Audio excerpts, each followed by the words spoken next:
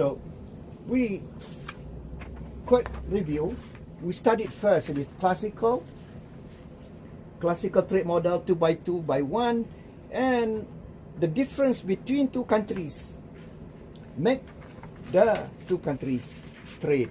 So the reason for trade is the difference in the opportunity cost between the two countries. That opportunity cost makes countries better off to trade among each other. That the difference in opportunity cost comes from the shape of the production possibilities frontiers. That difference in the shape affects or implies the difference in the opportunity cost. How do we see that? That opportunity cost, the slope of the production possibility frontier. Okay, the MRT, marginal rate of transformation. That's the classical Smith and Ricardo. Smith comes up with the absolute advantage. Ricardo comes up with the comparative advantage. According to Smith, if no difference in the opportunity cost, trade will not occur. Here comes in absolute advantage, meaning that I want to say, if there is no difference in absolute advantage between the two countries, trade will not occur. That's according to Smith. Here comes Ricardo. Ricardo shows that trade will still occur through comparative advantage. And next, we study the neoclassical trade theory, which is 2 by 2 by 2.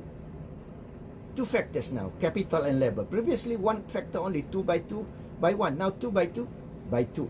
Two factors. This is Shaolin. Again, the difference between the two countries in the shape of the production possibilities frontier. Now, the shape of the production possibilities frontier is a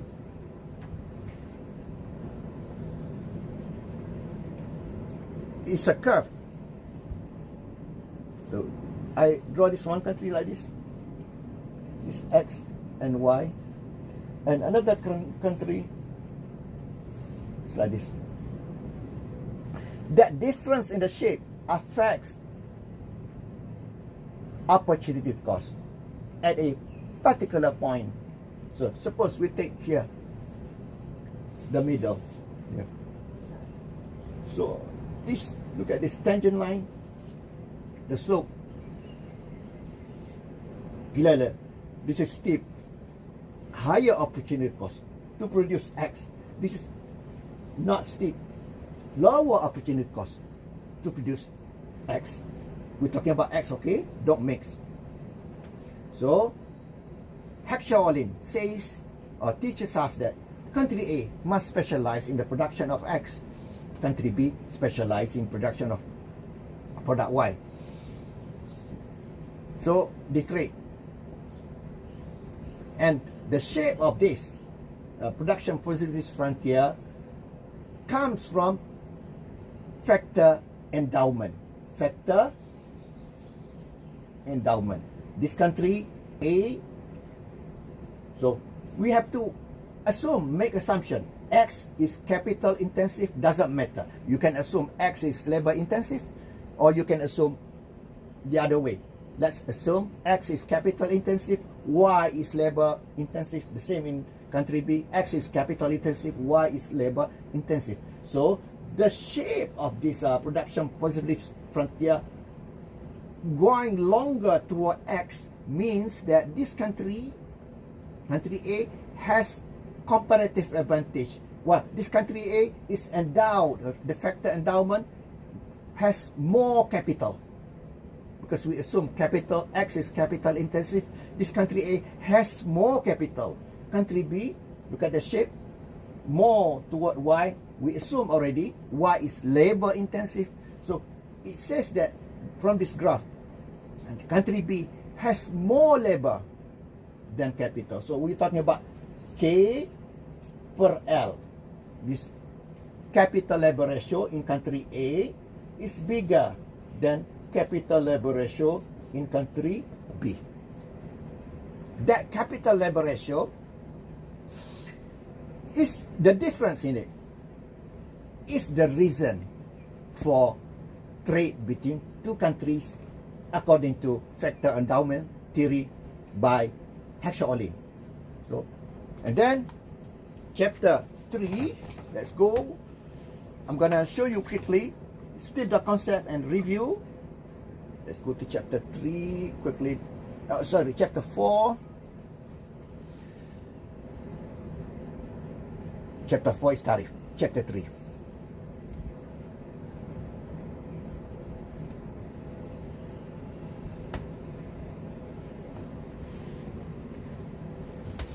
So I found this, maybe I put this already on, you can follow. This is the one that I edited. Oh, I have to stop sharing that one, change to this one. That's the thing about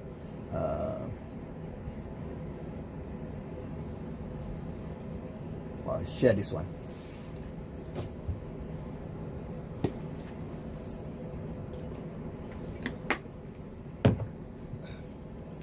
And this is, I just noticed this, you know, I have edited chapter 3 and some chapters I edited, I put I put meat on the bones because the original slide was very, you know, no meat, not much of the meat, so I put meat on it and I edited. This is, so let's go. See, I give more meat there.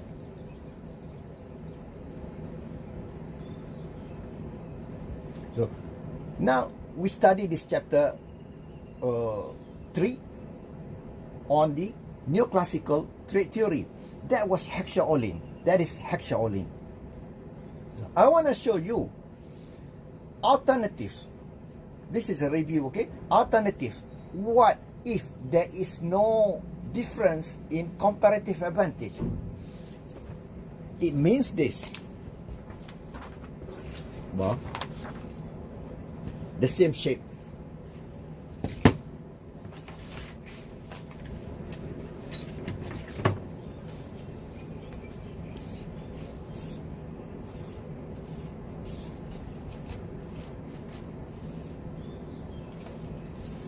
See the same shape.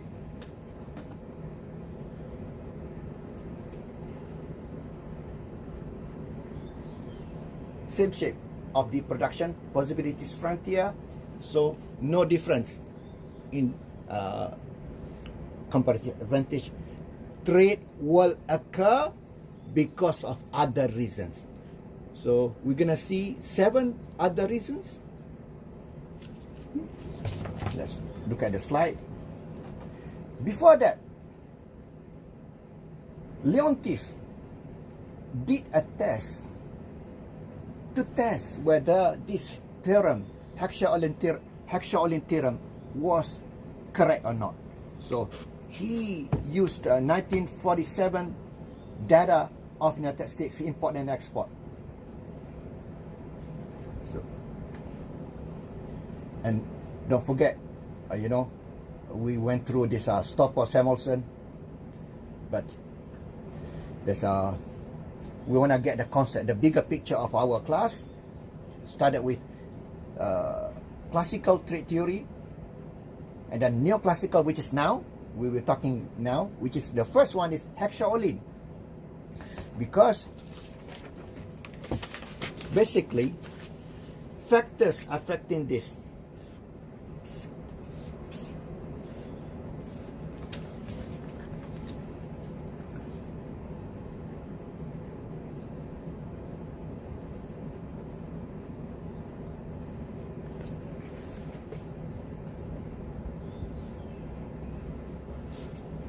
Factors affecting this, number 1,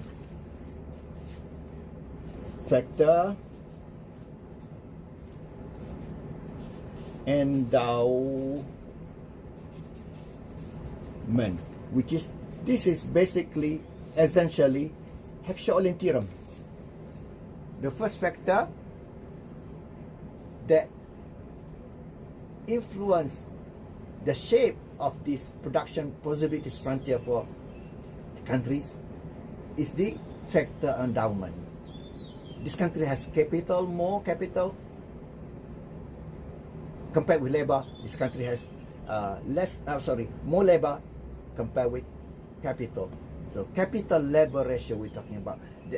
That thing, the shape, and even the shape, when we talk about the shape, so we take the point of before trade,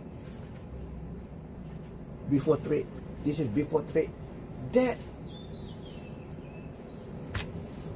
slope before trade determines the opportunity cost and also the comparative advantage according to hexaolin, which comes from factor endowment. That's hexaolin.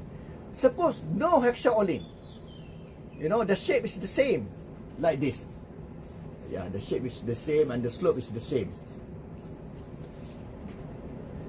That can come from, number 2, technology. Number 3, taste. Technology and taste. For example, taste. That country, the people there are crazy about consuming product X compared with product Y.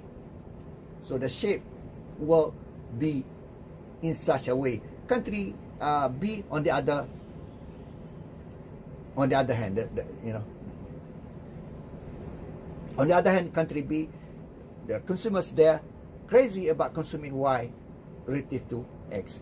So basically, this endowment, technology, and taste.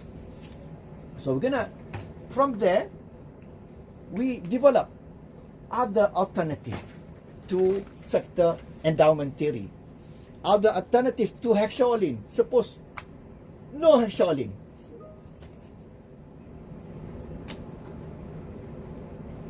Okay. Suppose no hexaolin. So alternatives. So before that alternative, Leontief wanted to know, to test, does hexaolin make sense, or was hexaolin correct? So he tested that hexaolin, that Leontief. Now let's go through the slide.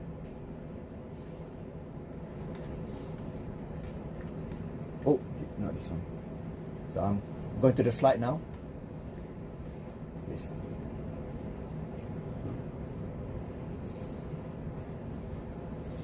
Is the factor endowment theory a good predictor of trade patterns? Hexaolin tested that. So hexaolin took that data of 1947, 200 export industries and 200 import competing industries. United States, 1947.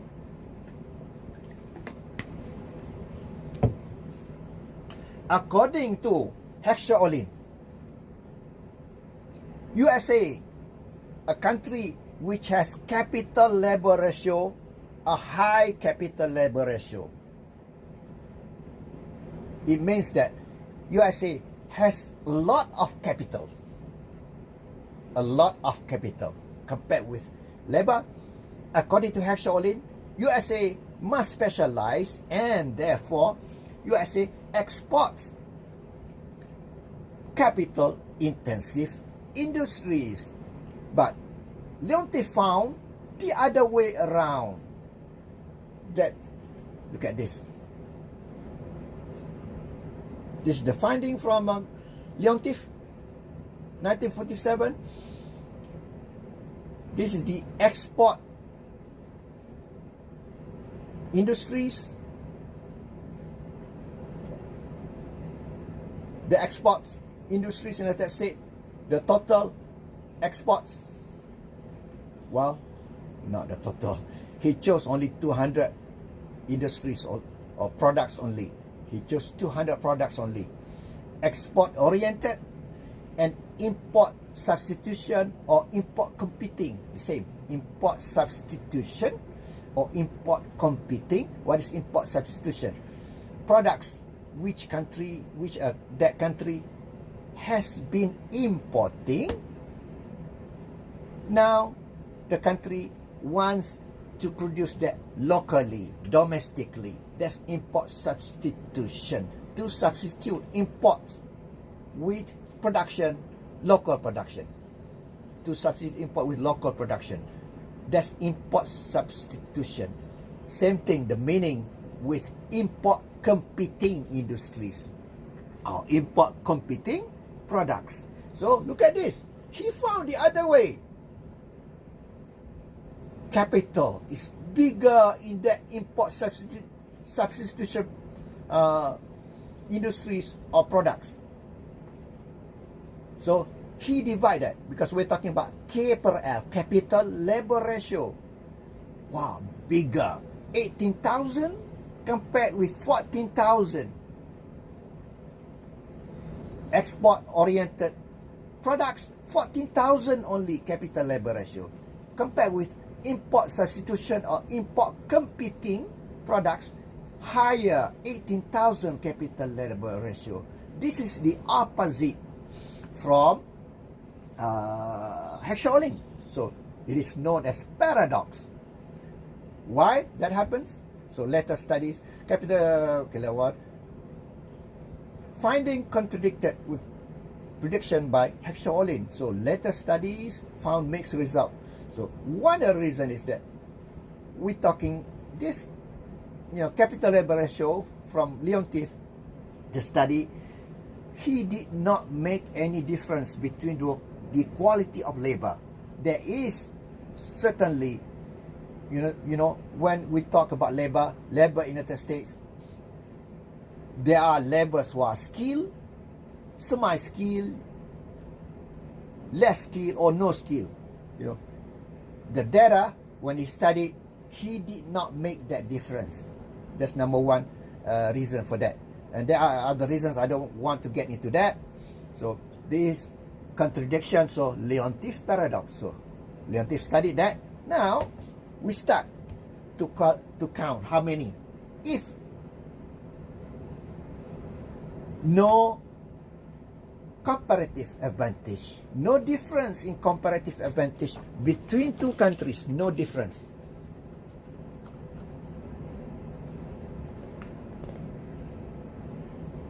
No difference. Trade will not occur according to Heckscher-Ohlin, but trade will occur because of other reasons. We're going to study that reasons.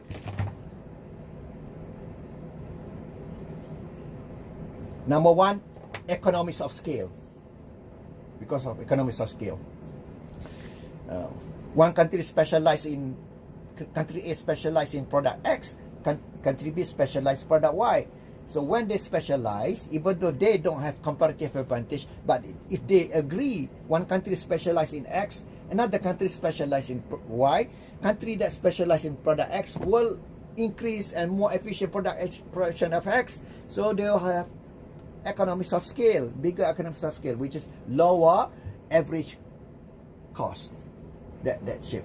So number one, and they export.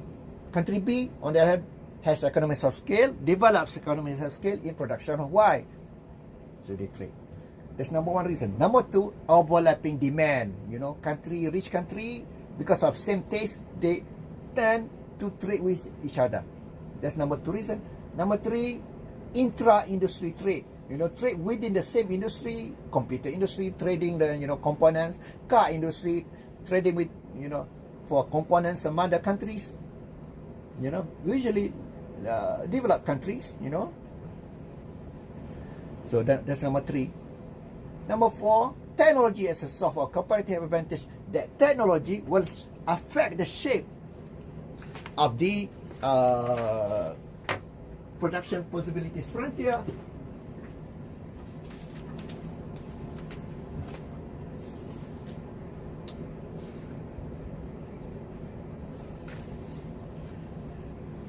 Suppose country A, X is capital intensive. Country A improves technology in product X. So the shape of the production possibilities frontier will go to this way, to the right, because of technology in production of X. Okay, so number 4, count with me. I lost it. I think number 4 is a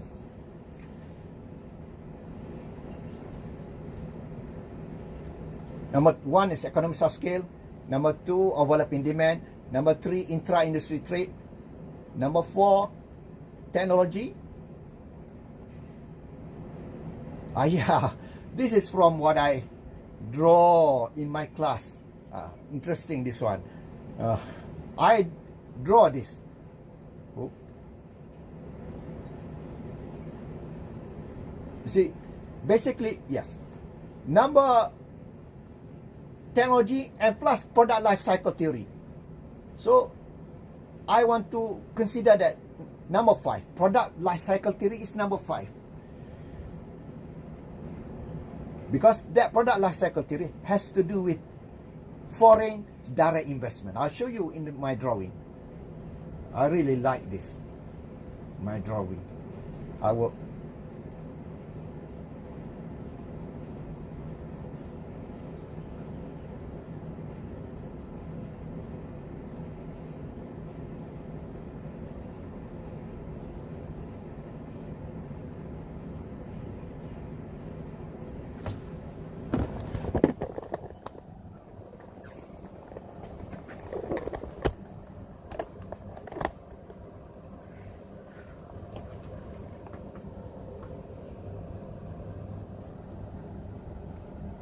Yes, that's the drawing. I put together there the production and the exports. Production, slide to the left.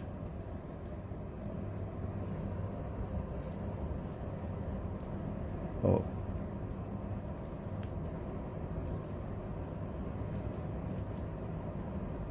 Yes, I put together in the picture the location of production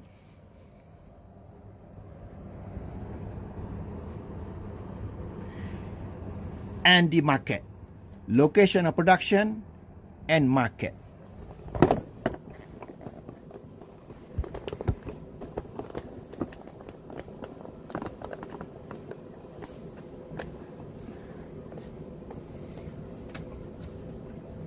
So this is nice. Basically, when you want to do product life cycle theory, all you need is the basic is 3. 1, 2, 3, which is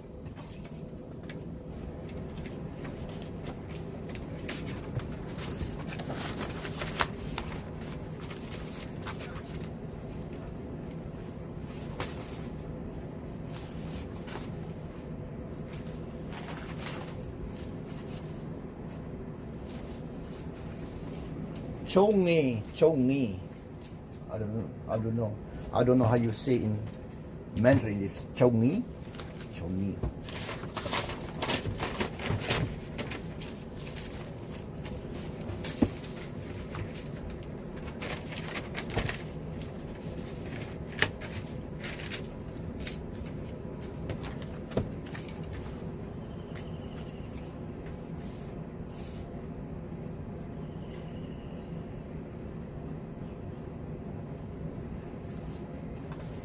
Basically 3.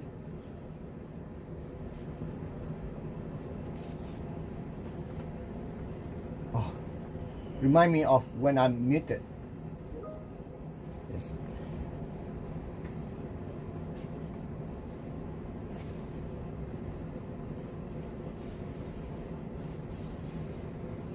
Basically, you need at least 3. You can have 5, 6, 4. According to how much detail you want to have.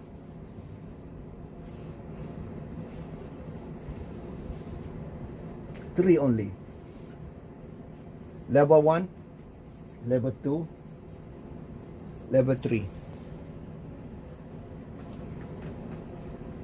Level 1, when the product is just being introduced into the market. Level 2, when the product is matured in the market. Technology is new. Technology is now matured. Standardized, we call it standardized. And this is the decline. At least 3 basic. You see the S slope, S shape is not a straight line. It means multiple equilibria. It means what do you call this? Non-linear economics. Yes.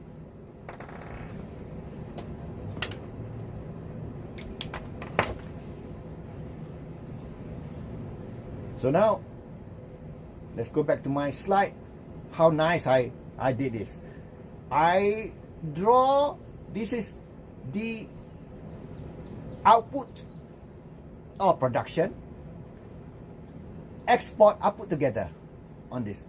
This is the measure of production, measure of export, and also measure of import, net import. And this is the, the cycle of the product, life cycle. Okay, level 1, level 2, level 3, level 4, level 5. And then at the bottom,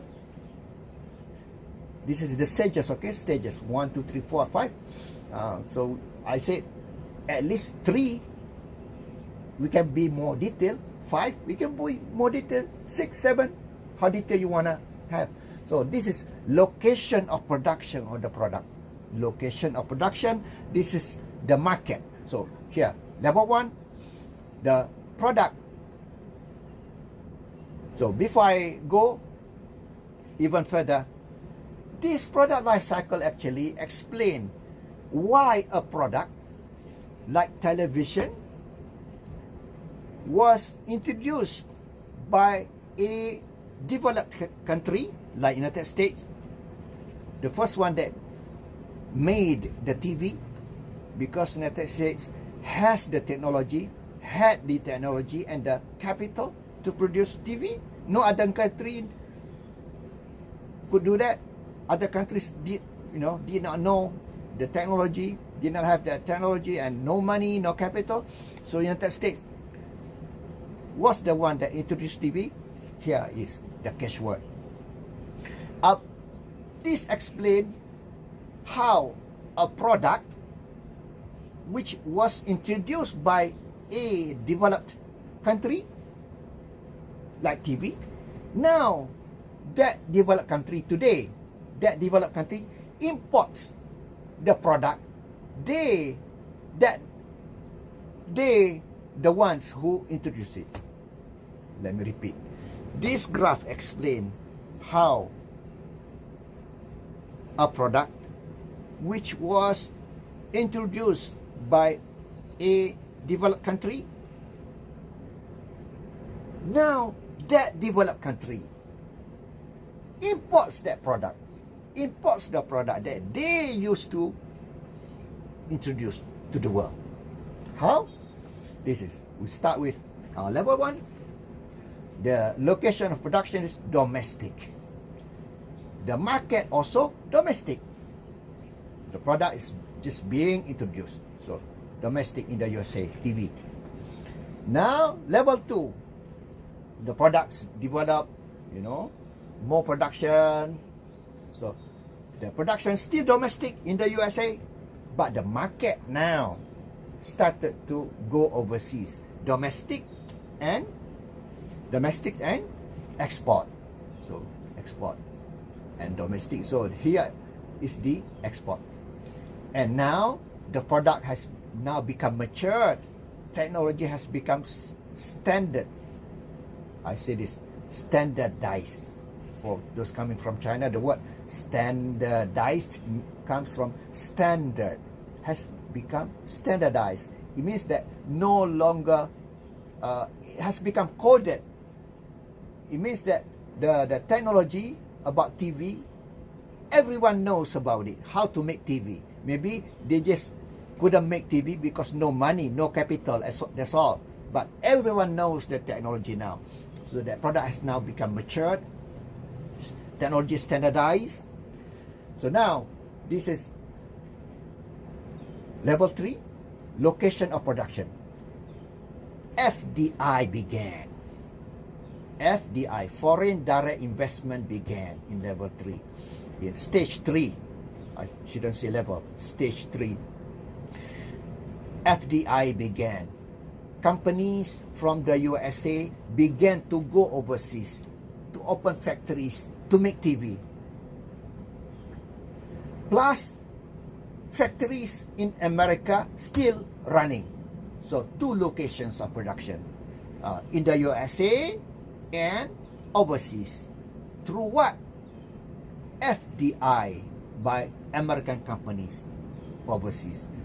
So the market now, both still domestic market, the market, you know, and also market in those countries, host countries, the countries that American companies went, and plus other countries.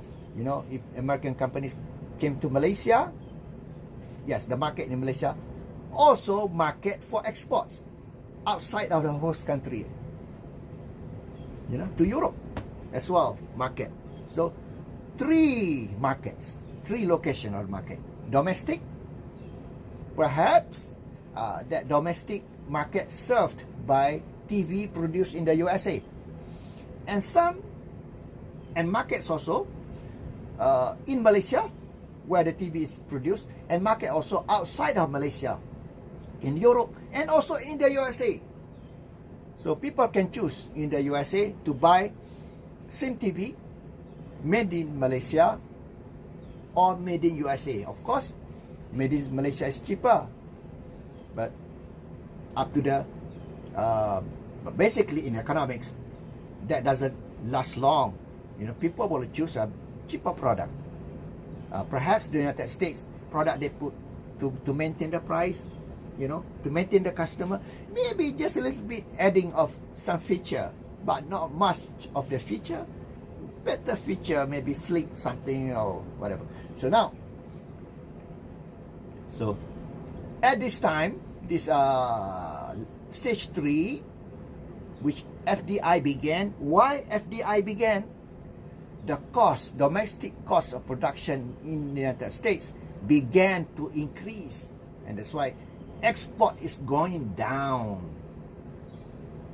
And then stage 4, completely, United States has lost competitiveness in TV production completely, and now FDI completely, no more production no more in the US, production overseas by American companies, and the market is in Malaysia plus outside of Malaysia, including USA. So now Malaysia is exporter, the largest exporter of TV in the world.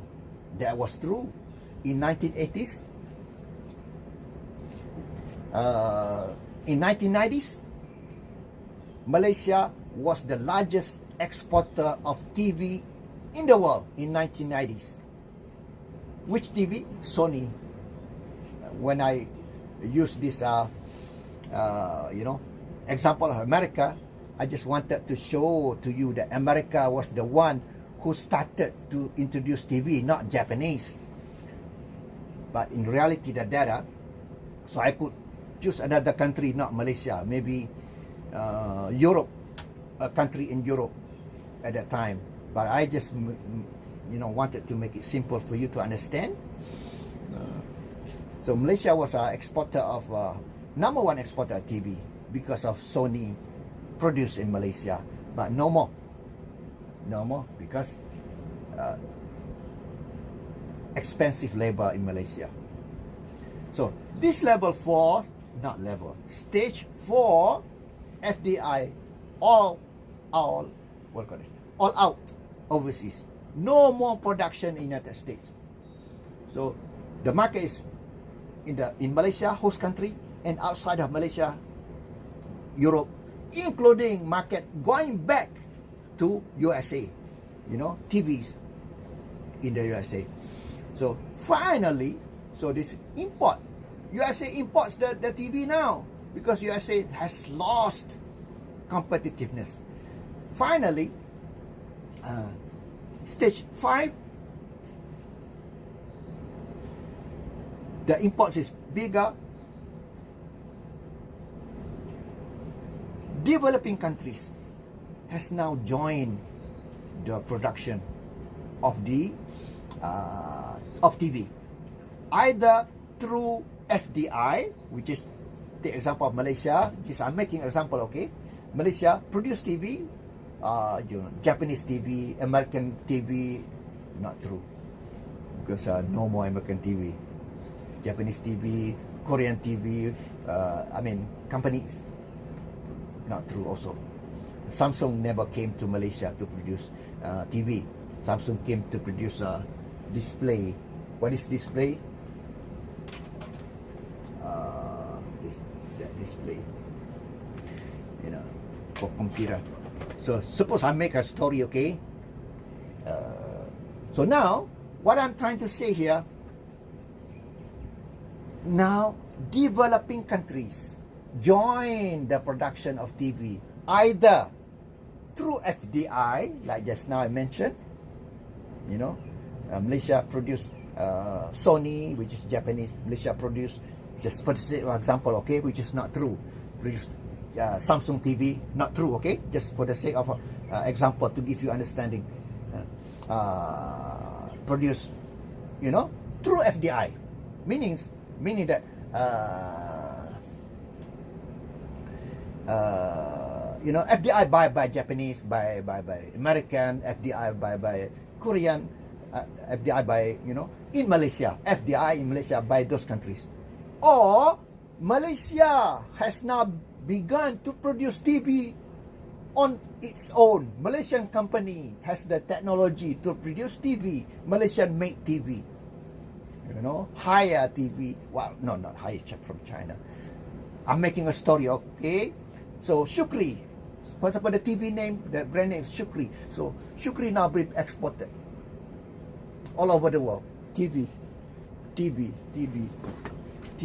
Shukri TV, the name. Making example, okay? Not true. Means now, TV that was introduced by American, now a company in Malaysia produced that TV, export all over the world. This graph explains that a product, you can name it, whatever product, was the first car. A good example, car was introduced by American, Ford. Now, Americans are importing cars, but the reality is American imports as well, American produced domestically. So in that case,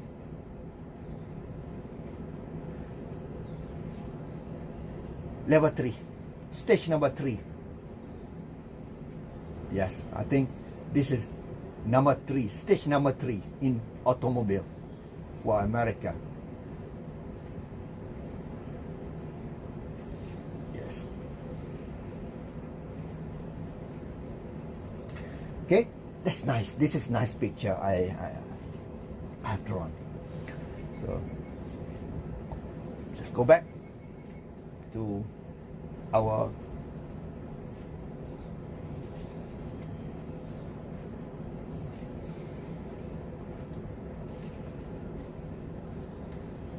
alternative to hexaolin.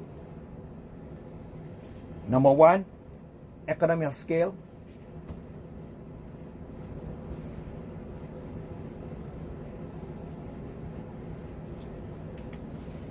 Number 1, economies of scale. Number 2, overlapping demand. Number 3, intra-industry. Number 4, technology. And I make separate one. Number 5, product life cycle theory. Technology is just simply the shape of the why I make it separate, because technology, the shape of this production possibilities frontier of one country move to the other, or changes. Okay. Oh. Or when I do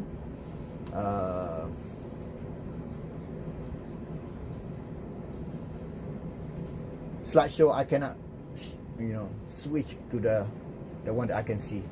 That's the camera. Only technology is only one, number 4. So I want to make it separate. The product life cycle is number 5. And industrial policy, number 6. The government target certain industry to support, so that that industry become, one that's going to have comparative advantage in the future. That's number 6. Government no, I'm muted.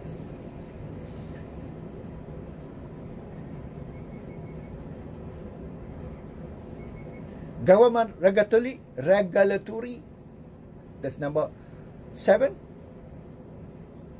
Transportation cost, number 8. There are 8 other alternatives to hexaolin.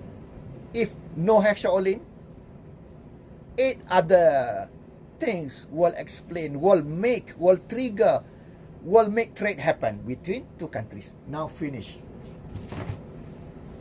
And then we study.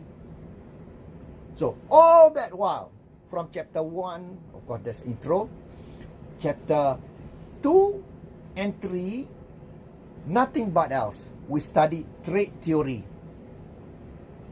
The message is clear. Free trade is good. Free trade is good. Countries benefit from trade, and the world benefits from trade.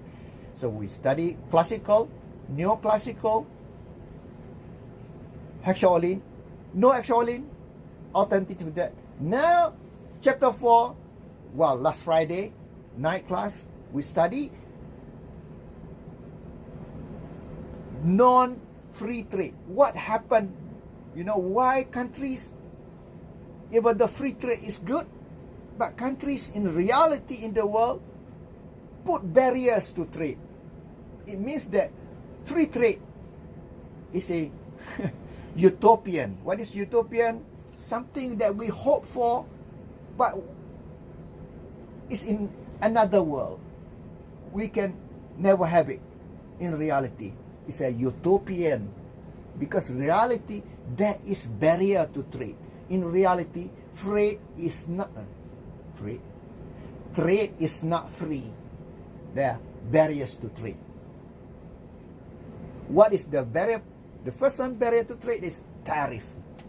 We studied that in chapter 4 last Friday, night class.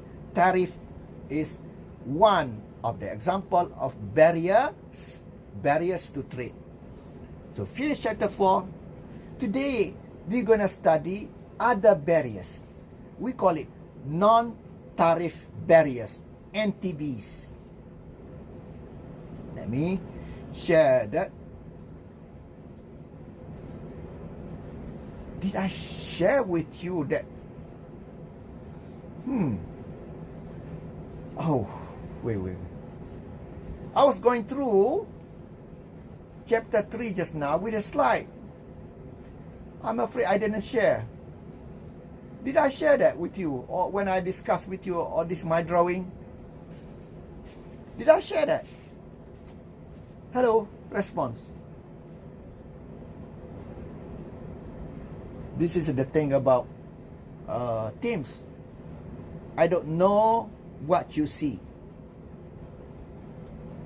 Please tell me that you saw this graph. So an innovation should come from somebody that will tell, this is what other people there see. I cannot know. So there's a drawbacks of Teams.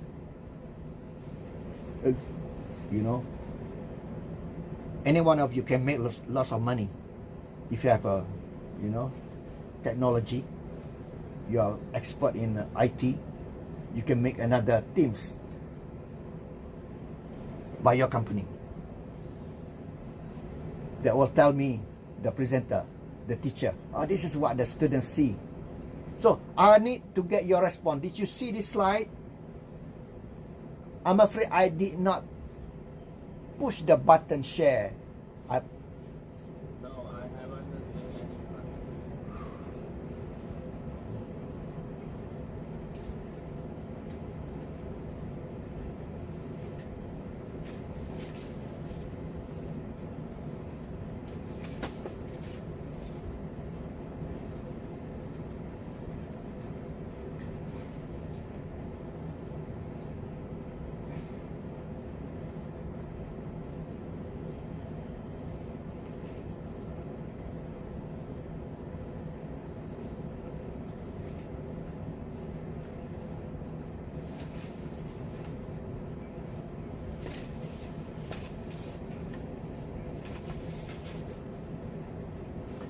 I was showing you this graph. Did you see the graph? Did I share this graph with you?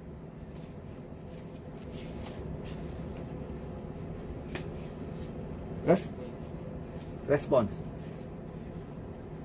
Did I share? I took the pain, the time to explain to you the graph. Did I share this graph online when I was talking? Response.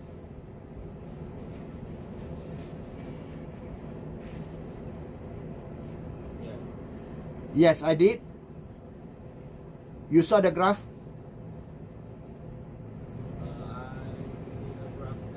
Now. Oh, so bad. You know, I took about 5-10 minutes to explain this graph. No one told me that you couldn't see the graph. You see how time was spent? We could have studied more clearly with the graph being shown. So any time that I, did not share, I thought I was sharing. Whew. You see? So any one of you, you must study computer science as well. Or you don't need to study. Businessman only has idea and get the expertise from other people. That's what Jack Ma did. Jack Ma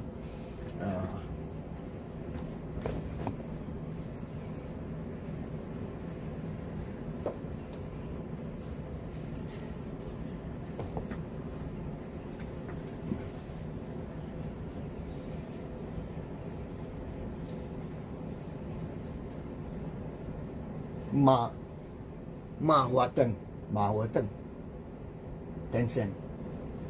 Well, he got a degree in computer.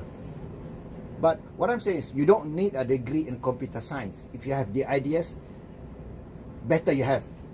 But if you have ideas, you see the market, potential market, you gather the people with experts. You can become like Ma Hua-teng.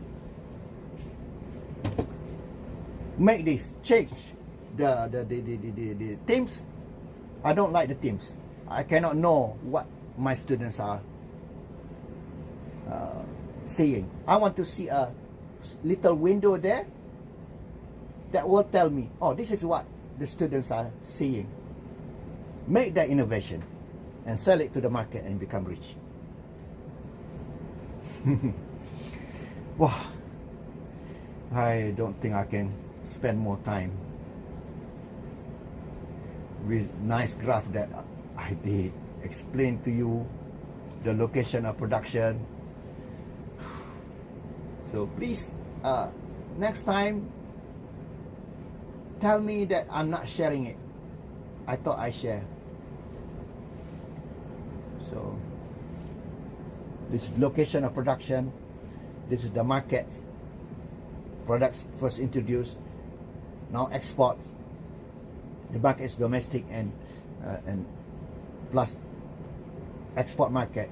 Now FDI, American companies began to go overseas to produce to open factories, produce TV, and the market is domestic, and also market in the host country, Malaysia, and plus the rest outside of Malaysia in Europe.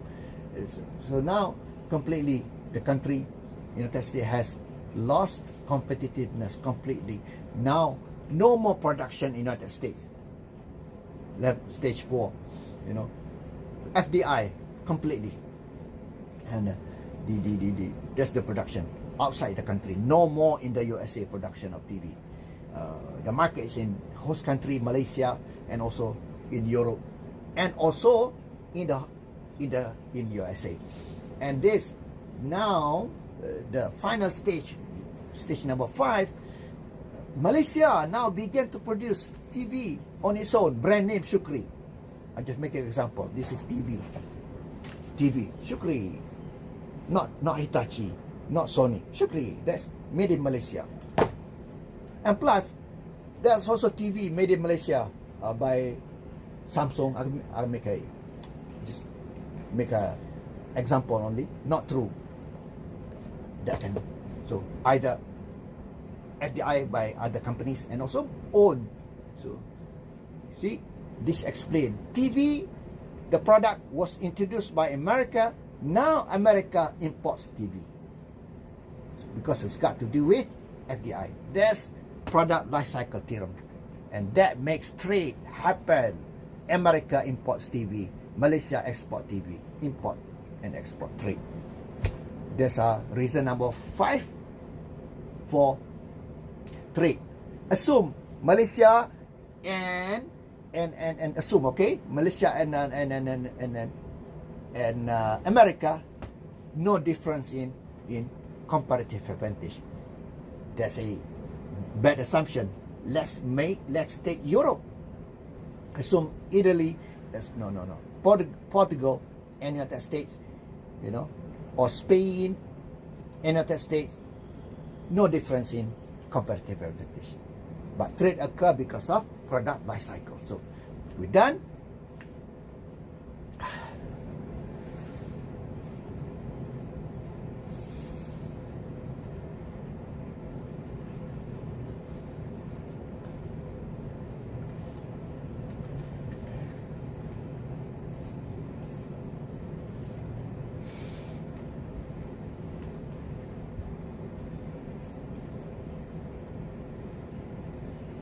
So we learn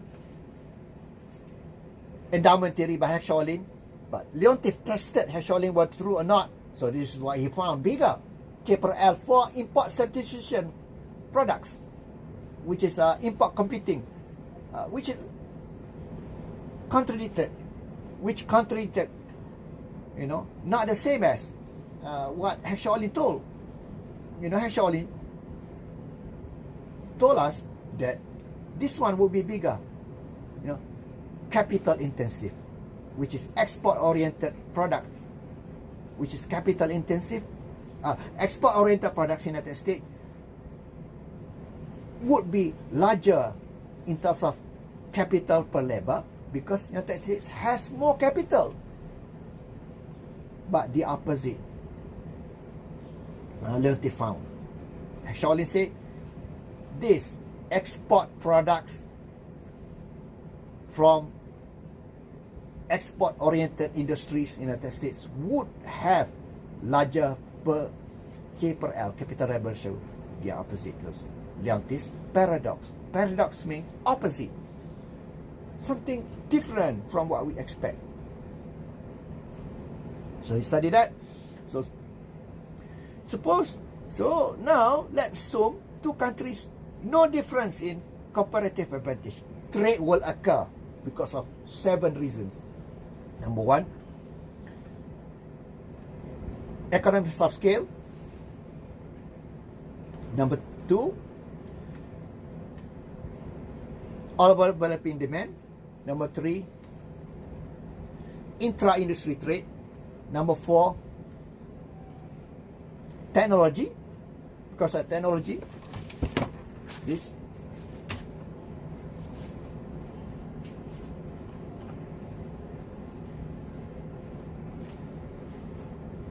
change the shape of production possibilities frontier, and that change the comparative advantage, and that because of that trade occur.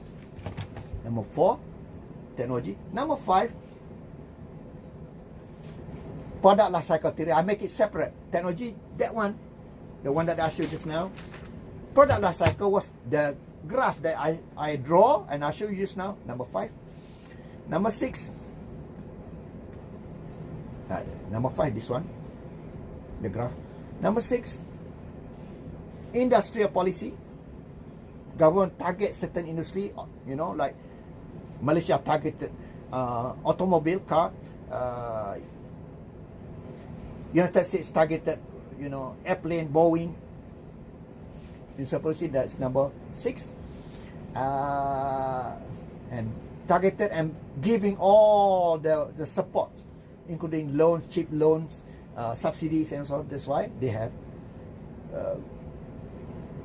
the, you know, the advantage, the comparative advantage as a result because of the, you know, support, but at the cost of to the society.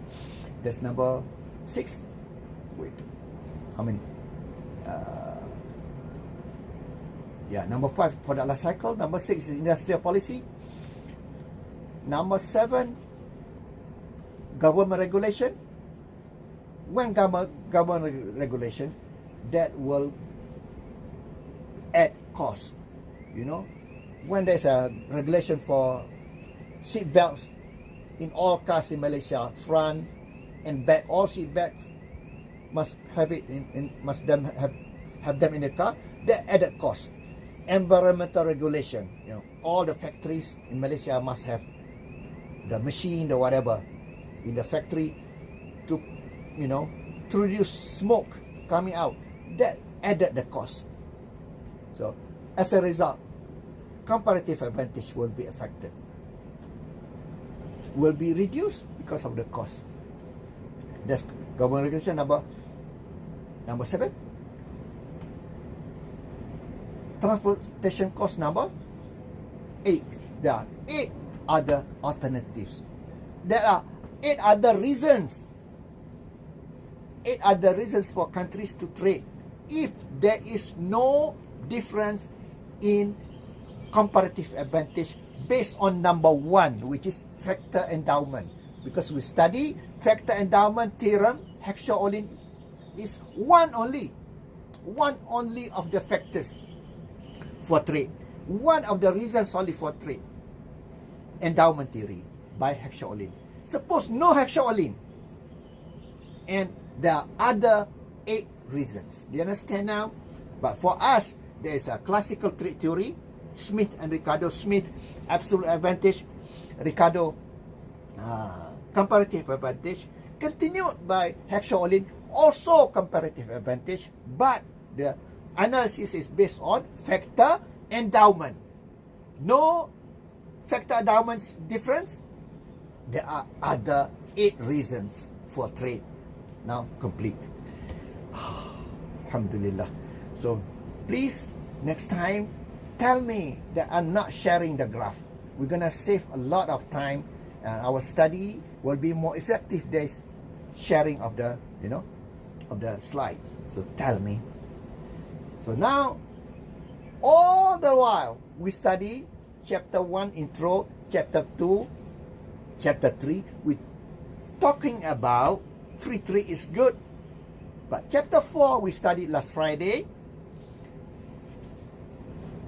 Explain to us why, despite free trade is good, but countries make barriers,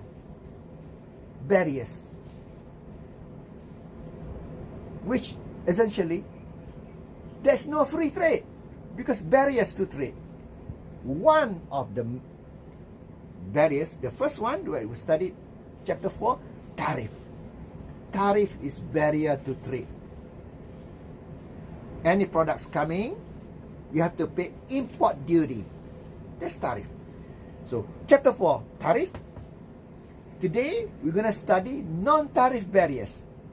It means that if all this while we study about shukri, this is shukri, we study about shukri, Today we're gonna study non-shukris.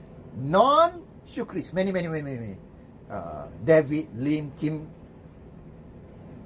whoever the name outside there. Many. Yesterday, last Friday, we studied shukri. Today we're gonna study non-shukris. You understand now? That's our chapter 5 concept. So now I'm going to share, make sure I share chapter 5. So we're going to take a break after long discussion this morning. Make sure I share first. Share. Chapter 5 is edited. So break.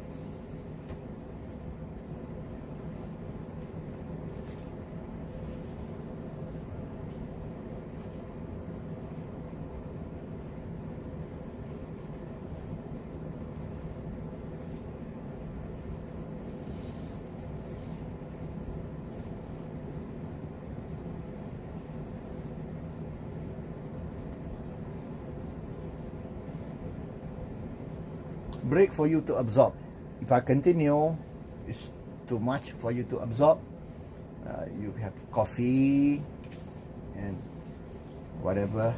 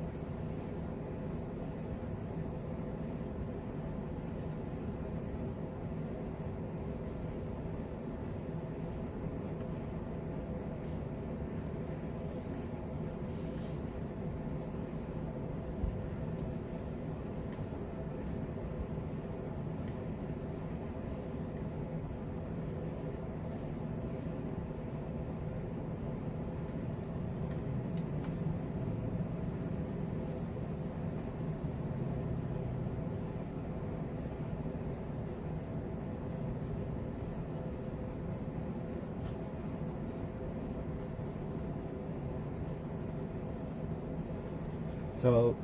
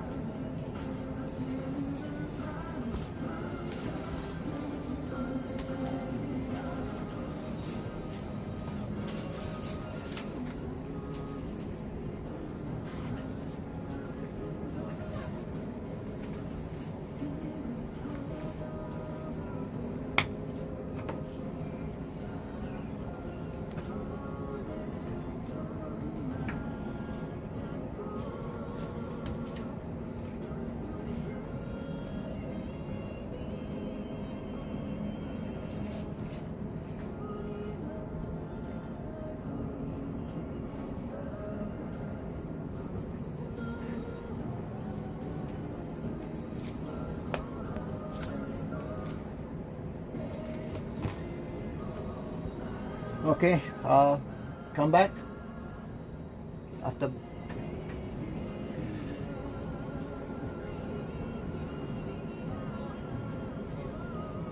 This chapter 4,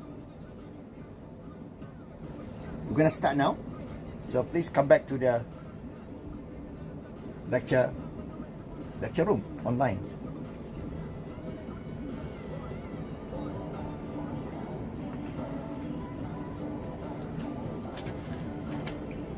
Uri hamke harira. Let's do it together. Uri hamke, uri, we together.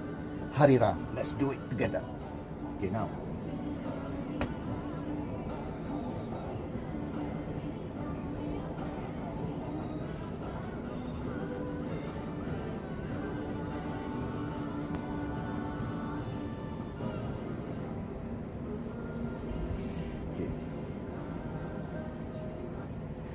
Chapter 4. Just a break, okay? I don't want you to get stressed out.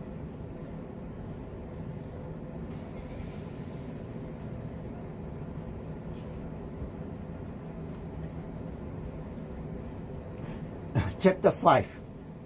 We finished chapter 4 last Friday night. Now chapter 5.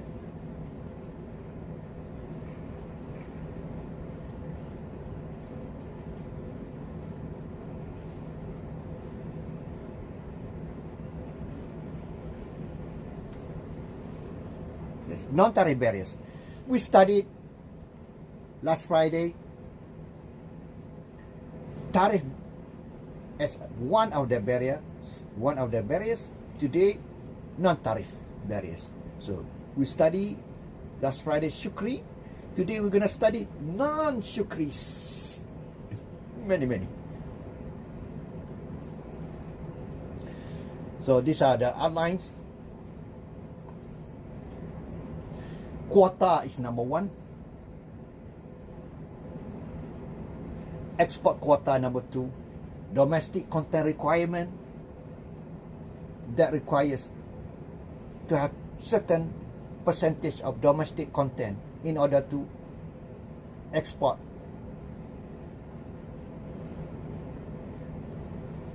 Or to import, or for the products to come. Domestic content of that country. Subsidies, dumping, anti-dumping, and other non-tariff barriers, which is environmental regulations and all other non-trade issues that countries use as a tactic to stop imports from coming. So non-tariff barriers, policies other than tariff. Shukri, non-shukris, other than tariff. So absolute quota, physical, it is absolute quota. Number 1 is quota. Absolute quota, physical restriction on the quantity of goods that can be imported in certain period. For example, I'm making example only, not true. Say in 1 year, only 1,000 pair of Adidas shoes can be imported to Malaysia. So there's a number already put and mentioned. Only 1,000 Adidas only. No more. That's quota. You restrict the number that can be imported. Of course, if I do that, you know, from my example, if 1,000 only, the fans of Adidas will be fighting among each other just to get the last pair, the 1,000th pair, you know, fighting among each other. Of course, it's not true. I'm making an example only. So, how quota is administered? By using import license. Government gives license to import the product. So, government allocates import licenses to importers, permitting them to import products only up to the prescribed limit, regardless of market demand. So, there's global quota is permits specified quantity of goods imported each year, does not specify from where the product is shipped or who imports the products. This is plagued by accusation of favoritism, you know, favorites certain companies, you know, not fair to cronies. Next one, next slide. Selective quota, import quota allocated to specific countries. Okay, this quota for imports. This is for India, this is for China, this is for Malaysia, USA. Okay, USA doing this, Malaysia is doing this, which is not true. Not true. Okay, I'm just giving an example. This is for China. This is for product from China. This is for product from India. This is product from the United States. This is product from Japan. All this not true. Okay, the selective quota may lead to domestic monopoly of production and higher prices. Quotas can lead to domestic monopoly, and as a result, higher prices. So now this is the shape of the quota. So hold on, I need to go to the restroom.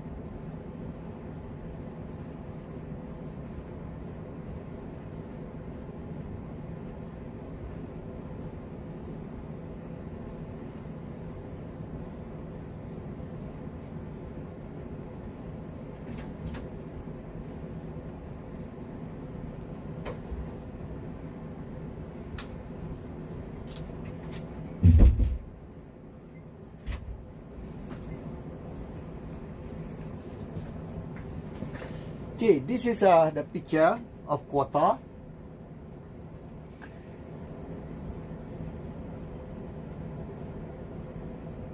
I want to show you the concept, the difference between quota and tariff, how to draw the picture, how to draw the graph. Because there's a concept of equivalence of tariff and quota. Tariff and quota are equal in terms of the impact. It says that given the amount of quota, what is quota again? Specific amount, specific quantity, that's what the word Q. Specific quantities that can be imported in certain period. So, given the amount of quota, for example, 3 only, yeah, 3, the quota is 3 units can be imported. Given that amount of quota, we can calculate what the rate of tariff is. We can calculate that because there is an equivalence in terms of the impact, in terms of price, and also welfare effect between quota and tariff. But the welfare effect, be careful what I said. We're going to study if there is a change in the market, quota will be bad, will be worse compared with tariff. Worse means more protective, means higher barrier. Tariff is bad. Free trade is good. Did I say tariff? Quota. Free trade is good. Tariff is not good. Quota is worse. We can see that when we assume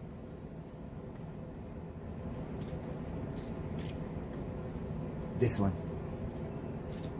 If there is a change in the market, if we assume increase in the demand in the country, when there is increase in demand in this graph, it will show you that tariff is already bad because no free trade, but quota is even more bad. In English we call it worse. As long as there is no increase in demand, no graph on the right, demand, or in other words, as long as there's no change in the market, the equivalence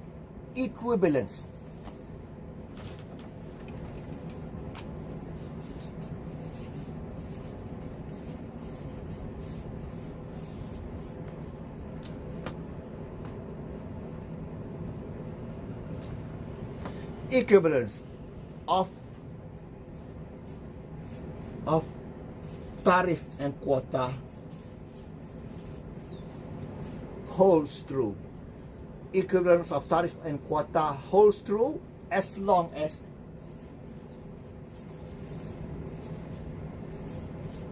no change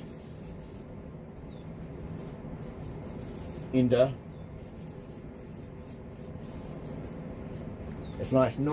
market.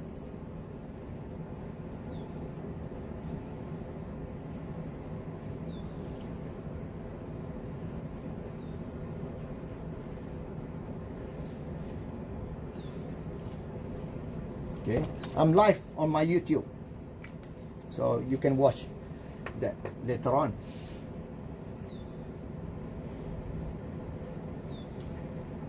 So because of that equivalence of tariff and quota, as long as no change in the markets, we can have the same impact between tariff and quota. But only when there's a change in the market, we can see quota is worse than tariff. So if you want to get married, you have a choice. You don't have the choice of a beautiful person. All the choices is not beautiful. So you want to marry which one? The beautiful one? No, not available. Beautiful one. Which is beautiful? Free trade. Free trade not available. So you want to marry which one? Tariff or quota? Tariff. Tariff is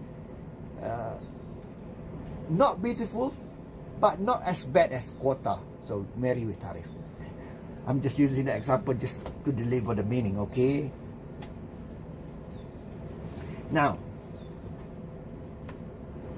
suppose there's a equilibrium of tariff and quota holds. It means that no change in the market. So the impact is the same. I want to show you how we draw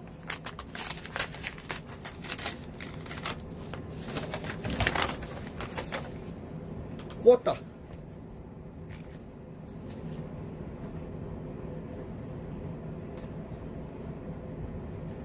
Again, this is the concept.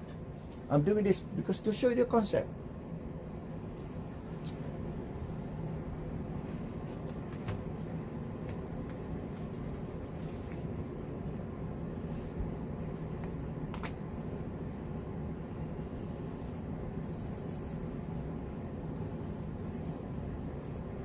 This is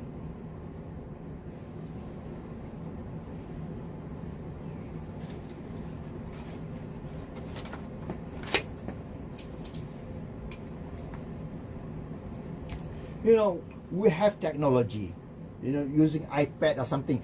There is technology inside this. Teams, I was told that I could do something, the apps inside the Teams here,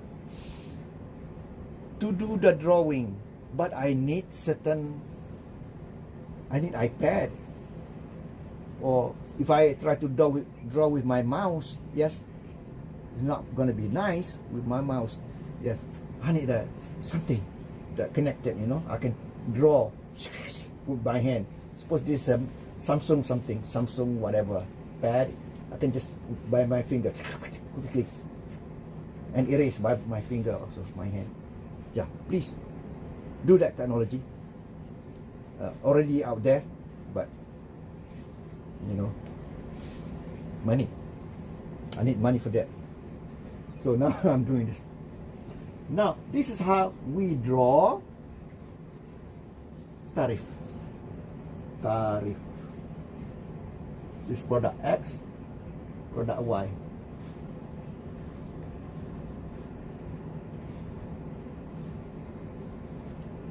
It's taking so much space. So we draw this demand, supply. Very easy. Demand and supply. And this is before trade. Of course, the price is here, the quantity is here. What you produce is what you consume. I don't want to get to that. I don't want to clutter the graph. And it's better to trade. This is supply of the world. Okay. And free trade, the price is cheaper. This is the price, and this is the quantity. Over here. First, you start with a D.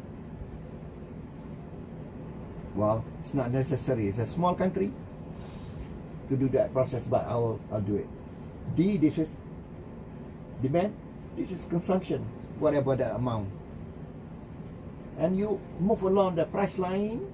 Oh, another intersection here with the supply curve. So that's production. So produce this much, whatever the quantity.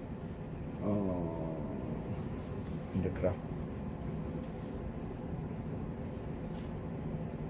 In the graph is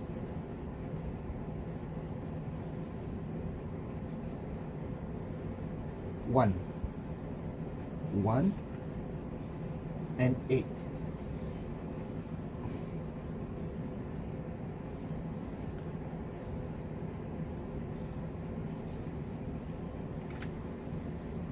1 and 8.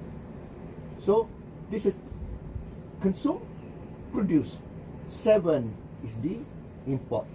M0 equal 7 imported. So now that's free trade.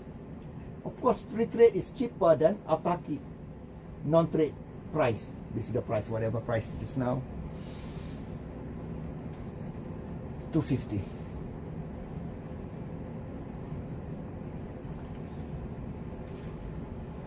$250. The price not mentioned in the graph. So now this is free trade. Now tariff. Easy, very easy. Just make another straight line. Suppose there is a tariff, specific tariff of amount of T amount.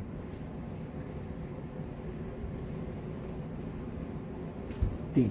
So it goes up by T. So this is SW, supply of the world, plus T. And this is example of, we begin with small country. See, small country, the supply of the world is horizontal, flat, horizontal, because small country is a price taker, does not affect supply of the world. That's why it's horizontal. Next, we're going to study, we studied already last Friday. Large country has gradient. Last Friday. That's very easy. So now, produce, consume, produce. So this is the import. 3, 6. So import 1 equals 3. Guess the 3 amount is 3. This tariff. I take so much of space for tariff.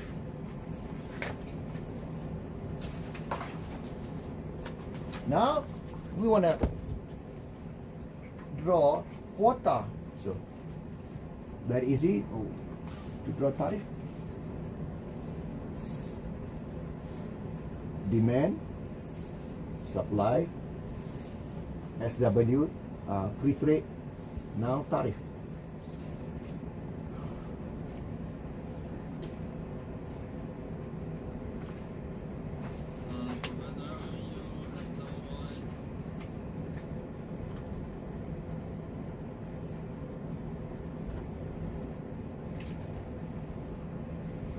I want space on my right. That's how we draw tariff, demand, supply,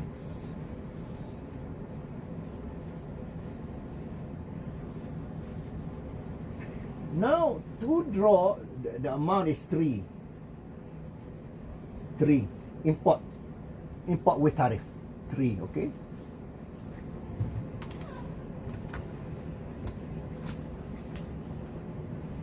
to draw this tariff quota, the concept is different, because quota you can draw the same.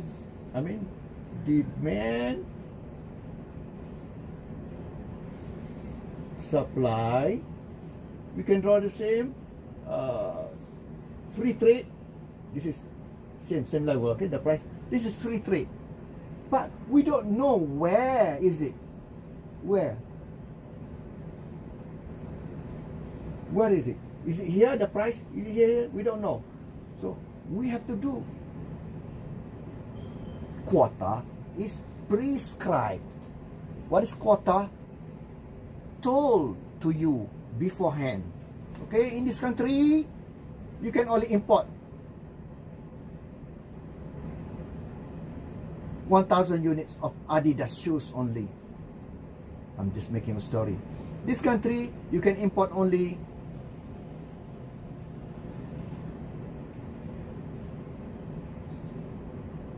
20,000 Hyundais only car, for example, which is not true. So already told.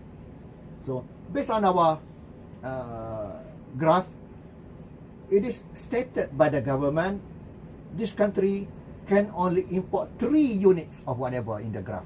3 units only. So told to us 3 units. This is 3 units. Make it larger.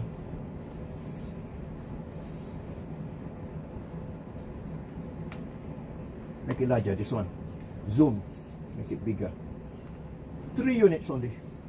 3. This is tariff.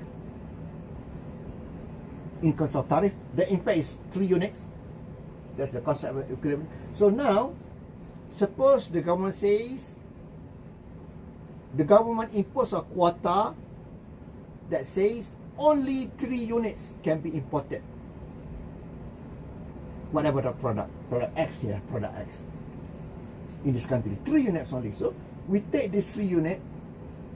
This before it was tariff, no tariff. Now becomes quota. I'm making a story, okay? Not true. Tariff was 3 units. We can have the same impact by having quota, which is 3 units. The government says 3 units only. So we take, bring. So this picture, I will make it bigger. I'm teaching you still concept, okay? Concept. The difference in drawing. How to draw a quota. Not the same of we draw tariff. Now quota. Make it bigger. Demand. Supply. This is free trade, SW.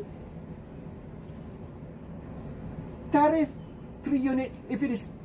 If this is 3 units, I don't like it because it's not very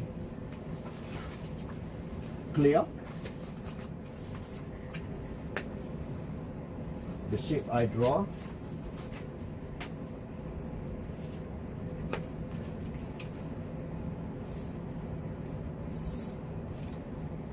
Demand.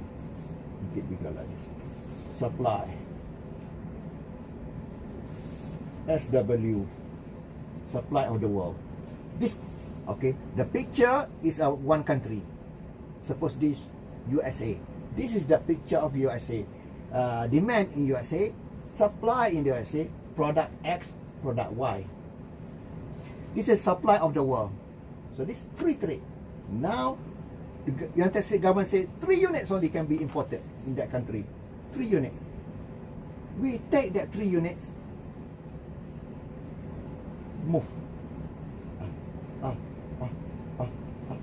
Here. That 3 units. Oh. Guess the price for the 3 units of quota Q.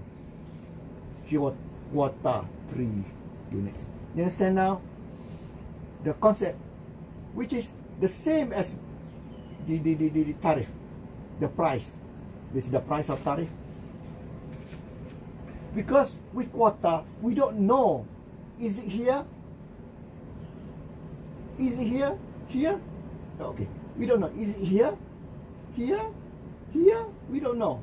Where is it? Where's the price? We don't know. We know only quantity. We don't know the price. Do you understand? We only know the quantity. So we take that quantity, put there, so that it touches both demand and supply. That's the price. We know the price afterward. We know.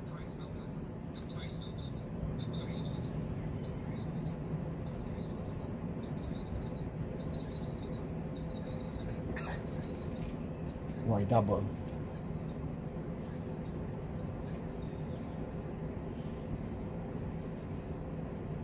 Was a double sound.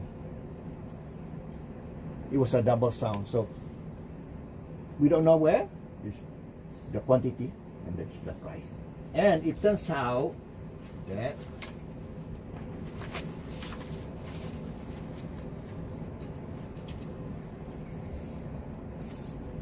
this is tariff.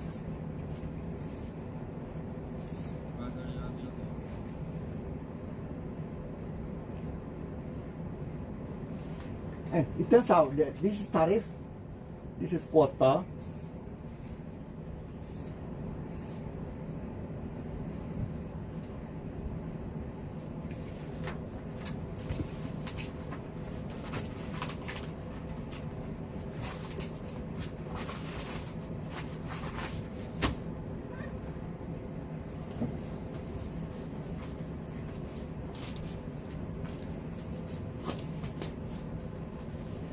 I wish I could have a iPad and connect that to my meter again. I wish I had a Samsung something and connected to this. I just draw on by my hand or by pen here. This is tariff.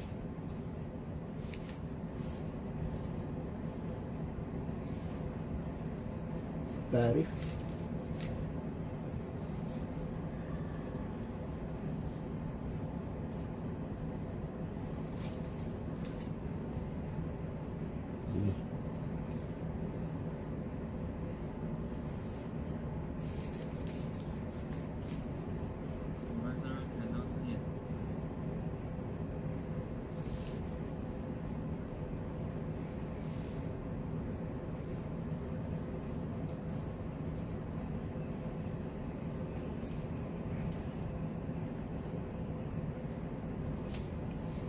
It turns out this is up to here, same concept of drawing. Up to here for quota. We don't know. Here, is it here? We don't know. We know only the quantity. So that quantity, aha, there. Make that line. Yeah, same price. See, same price. With tariff and quota, same price. Equivalence of tariff and quota. And same everything. Same size of this deadweight.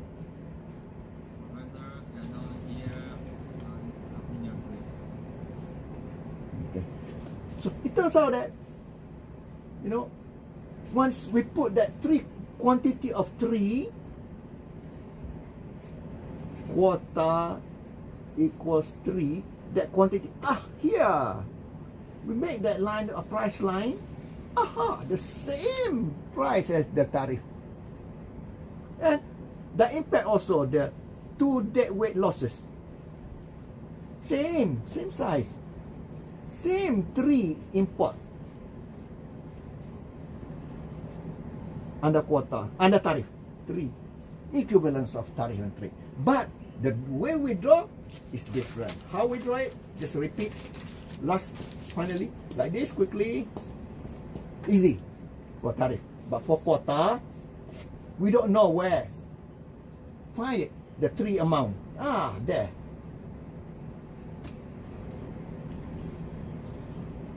Same price, same amount. See? That's the concept. Now, very important to understand. I take the pain to show you, to explain to you the concept, so that really you understand the thing. So let's go back to our slide. Forget about this one, because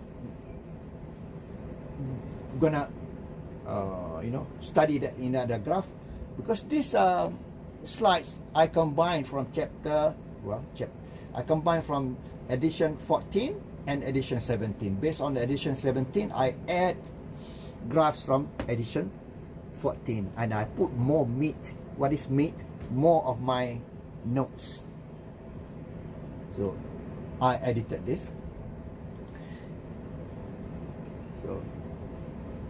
So forget this one on the right. We're gonna see that in this graph, next later graph.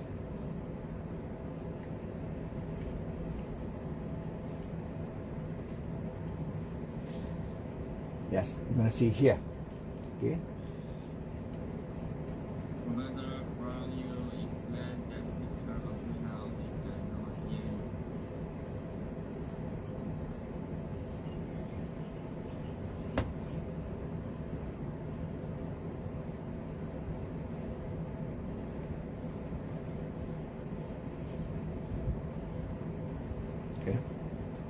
So this is a note rate. Remember our discussion of welfare effect last Friday.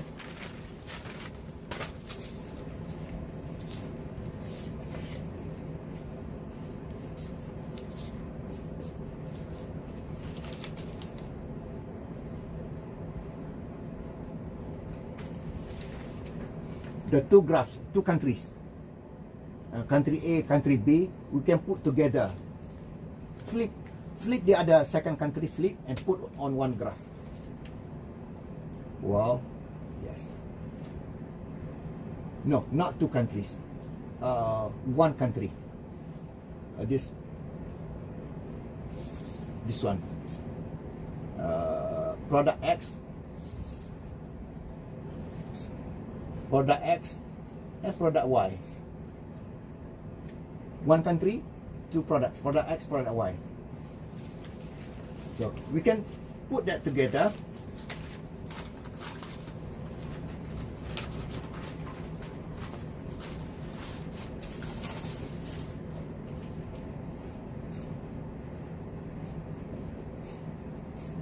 This is, quantity and price. Quantity and price. This is flip. We can put that together by flipping. Quantity, price. And this is consumer surplus. This is producer at the bottom, producer surplus. You must understand this first. Two graphs together. Overlap. Consumer surplus, producer surplus. Understand this. This become together on one. Consumer surplus on the top, producer surplus at the bottom.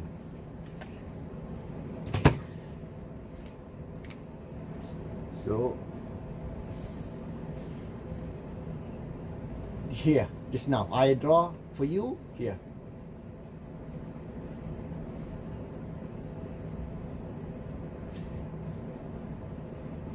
Now, with free trade, look at this. Consumer surplus, big consumer surplus, free trade. Producer surplus only is very small, little here. Producer surplus. Consumer surplus.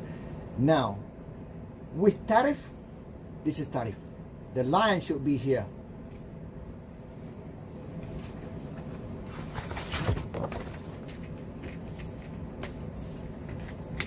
Unfortunately, that's not being drawn on that graph.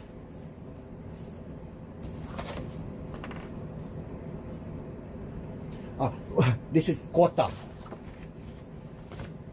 We finished chapter 4, tariff. Quota. Put that amount 3. You don't know. Go up. Intersect there.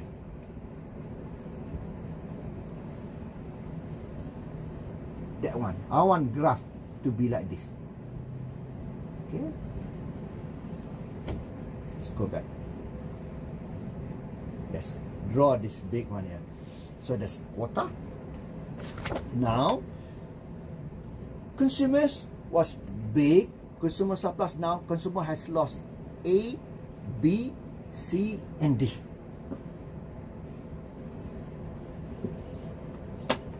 Producer now, it was small. Producer gains A. A here. So, A is essentially a transfer. Transfer from consumer goes to producer. B, I cannot think. B. What happened to B? B, consumer lost it, but producer didn't get it. Producers don't get it. Where did B go to? Nowhere. Lost. Vanished. That vanished and lost because of the inefficiency of production. Inefficient production. This is production effect of quota. Why? Because of higher prices, producers would like to produce more from 1 to 3 the quantity, larger production, simply because of higher prices, because of quota only. Not because they become more efficient, more production because more efficient, no. Because of higher prices as a result of quota. so they produce more. That's what we call inefficient production. That's productive effect. B didn't go to anyone. The country lost it. This is one side of the dead weight loss. Dead weight loss. B. C, well, it depends. C goes to depends. To whom? Depends on how the quota is administered. So there are 6 possibilities. C. C is the revenue effect. Professor, you have muted for 10 minutes. Oh, 10 minutes.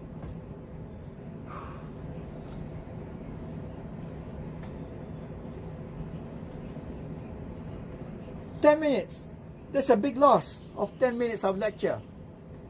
Immediately you must tell me that it is muted. This happened to all computers. Doesn't happen to new computers. So immediately, if I'm muted by itself, tell me there was a big loss. 10 minutes.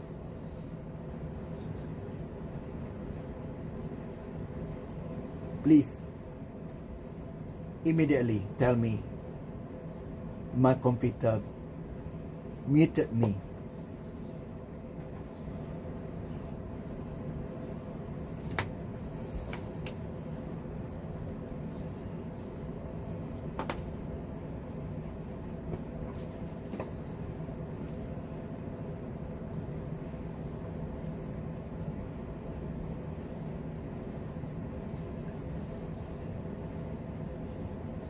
This is the amount of quota 3 units.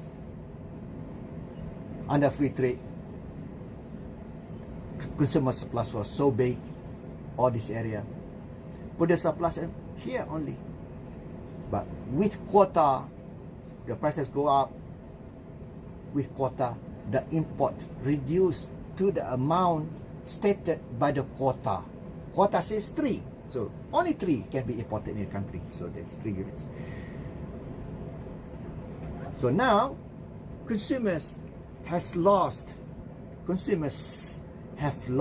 A, B, C, and D. A, the one that lost by consumer, now producer get it. Producer get it. There's a transfer from consumer to, so we call it transfer effect. B, so strange. B, consumer lost it, but producer didn't get it. And the government, even government or anyone else, didn't get it. Where did it go? B vanished, disappear. That disappearance of B is because of inefficient production. We call it production effect of quota. More production from 1 to 3, not because of more efficient the companies, no. The companies produce more simply because prices are higher, from $2.50 to become $5 higher because of quota. So this is inefficient production effect of quota, and it did not go to anyone, lost, vanished, goes to ghost. I say ghost. That's my rough, way of telling you there's no ghost here in this class. I mean, in this graph. I mean, just trying to tell you it disappear. Consumer lost it, producer didn't get it, government or anyone else didn't get it. That's one of the dead weight loss. Now C, we call this C is quota rent.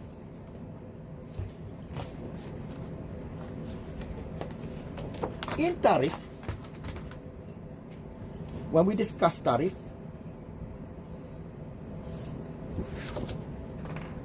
we know right away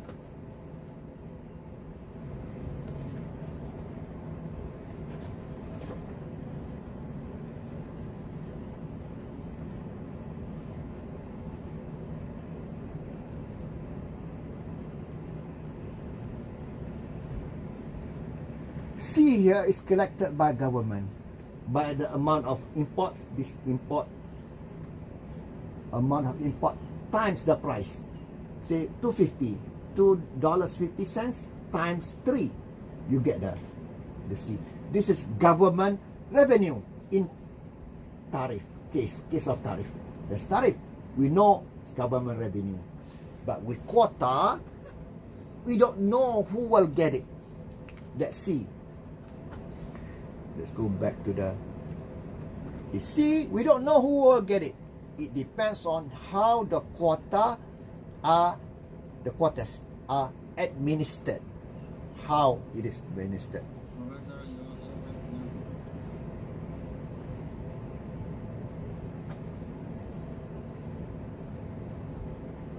have See, so we call this C not government revenue, unlike the tariff case. This we call quota rent. You know rent? You pay apartment, you rent an apartment. We call this quota rent. You know what's rent? You know, some people can become rich and travel all over the world.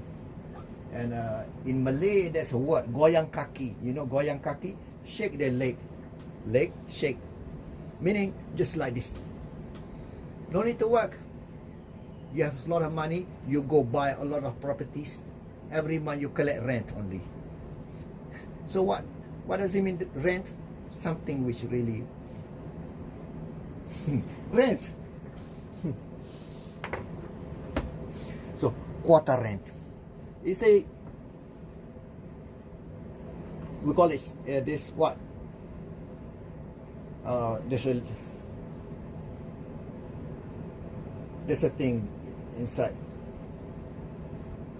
Down something.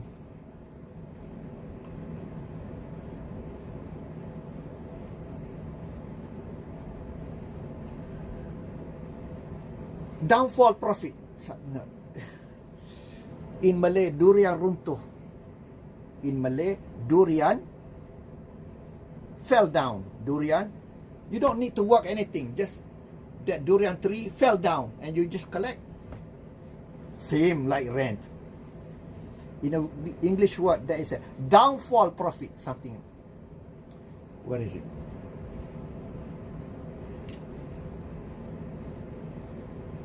Windfall profits. Yes, windfall profits.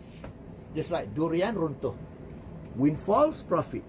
That revenue effect is windfall profits or quota rent. Not downfall profit. Windfall. What is windfall? Something falling just because of wind. You don't need to work. Just like goyang kaki. You know what is goyang kaki? You sit in the chair. I don't know whether you can see me sitting in the chair. Not working. Not working. Just collect rent every month. That's down. Windfall profit. Rent. Quota rent. So in a way, for students, you know, when I was a student, I was so angry. I had to pay rent overseas. Very expensive rent. And the landlords, he has so many houses, many apartments. His job is to collect rent every month. He doesn't need to work.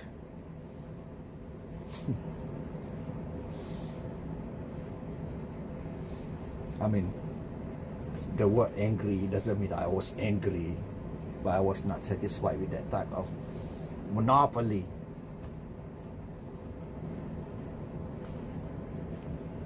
Okay.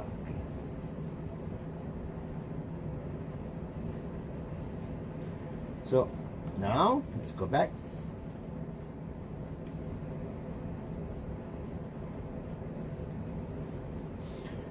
So C quota rent. It depends. Who gets what? Who gets this C? 6 possibilities. D, of course, C also. This is A, B, C, and D. Consumer lost it. D, consumer also lost it. But, so strange. Didn't go to anyone. Not to producer. Not to anyone here, government or companies or whatever, exporters. No. Lost, vanished. Same. This is another dead weight loss. Another one. This is called product consumption effect. How would I say that? This is demand, so consumption effect. This is supply, this is production effect. This is the consumption effect. Consumption has reduced from 8 to 6 simply because of higher prices due to quota. Higher prices. So that reduction in consumption compared with free trade, that's inefficient consumption, reduced because of quota, higher prices. So this is another deadweight losses. So we have 2 deadweight losses. Another deadweight loss, 2 deadweight losses. So now C, we want to study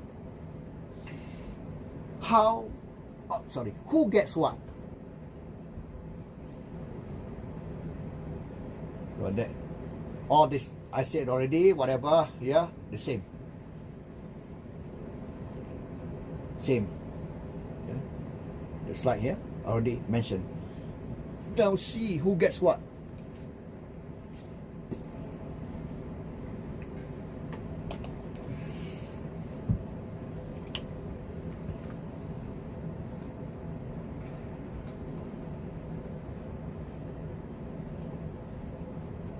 See who gets them. Under tariff, straightforward. The revenues, the C goes to the government. Under quota, who gets the quota rents depends on bargaining strength to get the import license and how quota are administered. 6 possibilities. Number 1, if local importer has monopoly power, he's the only importer. It buys 3 units at world price, 3 units just now, at world price at $250, remember our graph? And sell it at $5 and collect all the QR, their quota rent. Again, if someone can flip, there's a flipper. Buy at $250 and sell at $5. So all the C go to that monopoly importer, the sole importer. What is sole? S-O-L-E. S-O-L-E, the only one importer in the country that has the import license. So only one, monopoly. That's possibility number 1. Possibility number 2, if there are many importers competing to buy from foreign producers or exporters, despite must pay prices higher than $250, foreign producers will get some portion of the quota rent and importers will get some portion. That's split. So number 2, split.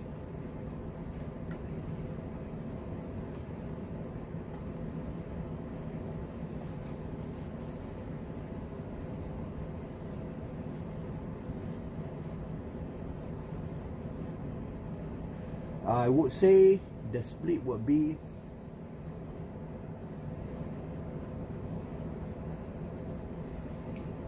depends.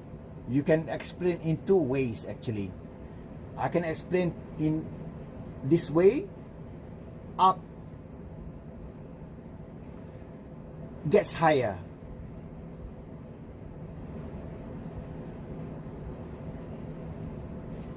Until the final 3 units. You have 3 units. First unit cheaper to import. Second unit cheaper. The last unit, 3 units, very expensive. You cannot see that if you 3 units. Let's say 100 units. You know, first one, second one, third. You know, available. The quota is 100. I make another example. Quota 100. The 100th unit will be very expensive. Will be nearly $5. That one that example will be split. The bottom enjoyed by the first I assume also enjoyed by the foreign producers, and finally, so how split, how tall, doesn't matter. Or I can explain this way: whoever gets first. So the split will be left and right. Whoever gets first, suppose foreign exporter gets first. So this is the unit. Unit 3.1. No, not easy to see because 3 units only. Suppose this 100, 1 unit, 2 unit, 3 unit, 4 unit, 40 units. 40 units enjoyed by foreign exporters or producers, and finally later the producer, the importer in that country.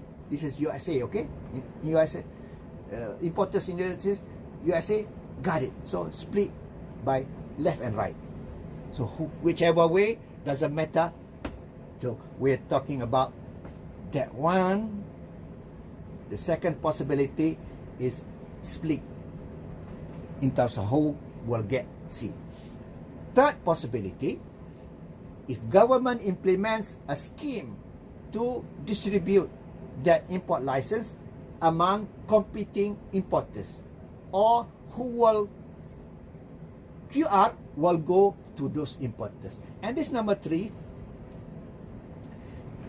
this QR will go to the importers that the government hand over, give the import license.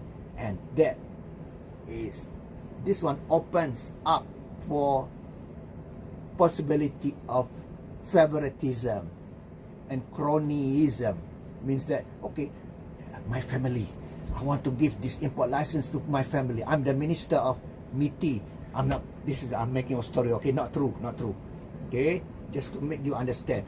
I'm minister of MITI, International Trade and Industry. I'm the minister. Okay. I have my brother. He's doing import and export business. I'll give my brother, suppose 100 unit can be imported. Again, not true story. 100 units. Okay, I will give to my brother 30 units, import license of 30 units. I'll give to my sister 20. I'll give to my cousin, and cronyism. And I'll give to my favorite friends, playing golf together with me. And I'll give to my girlfriend, for example. Not true, okay? Oh, I see this. I met somebody yesterday. She's beautiful. I'll give to her, 5 units, 5 import license. All together, 100 import license. Oh, please, I'm just making up a story, okay? Not true, okay? So all those people that I gave the import license, all together, they got this C. That's possibility number 3. What I'm saying, that opens up for cronyism and favoritism. On the other hand, I can be a true, fair person. I'm Minister of Trade. I'll give this. We have 100 companies. So I give equal for each of the 100 companies that has been importing this product. Okay, one by one. So I'm fair. No cronyism, no, favoritism, no hanky-panky, Can be that way too. I'm making up a story, okay? No matter what. Possibility number 4, if the government auctions the import license, quarter rent will go to the government. What is auction? You have seen the auction? You sell to the highest bidder. The government will collect all the seed. So because importer able to buy at what price? At 250, because he's the highest bidder. He could buy from the world price 250 and willing to pay $5 for that. Highest bidder $5. He make and he's the first one, the fast. What is auction? Who gets first? will get it. That's auction. So he make profit, 250 for the license to import 1 unit of that product. 1 unit, 250 per unit. So total amount could sell at import license area of C. So C, the no voice. Possibility of number 4, that C goes to the highest bidder who won the auction. Number 5, if the government awards import license based on first come first basis, area C may end up an additional deadweight loss, because we have already 2 left and right, on the left is the what, production effect, on the right is the consumption effect. 2 deadweight losses already, but this one will become, C will become another deadweight loss, because importers have incentive to do lobbying, to lobby corruption and so on. Okay, you the Minister of Trade, okay, hello, let's meet at hotel, lobby, that's how the word lobby, okay. And you give me the license to import, I'll give you, vacation to Hawaii. That's a corruption. I'll give you, very nice women to sleep. No, I'm just saying, okay, now I'm not encouraging that. Don't get wrong idea. I'm just trying to deliver to you so that you understand how corruption happens. Money, women, well, be careful. Women also for spying. Russia, they provide women to get secrets from the US. Okay. Okay.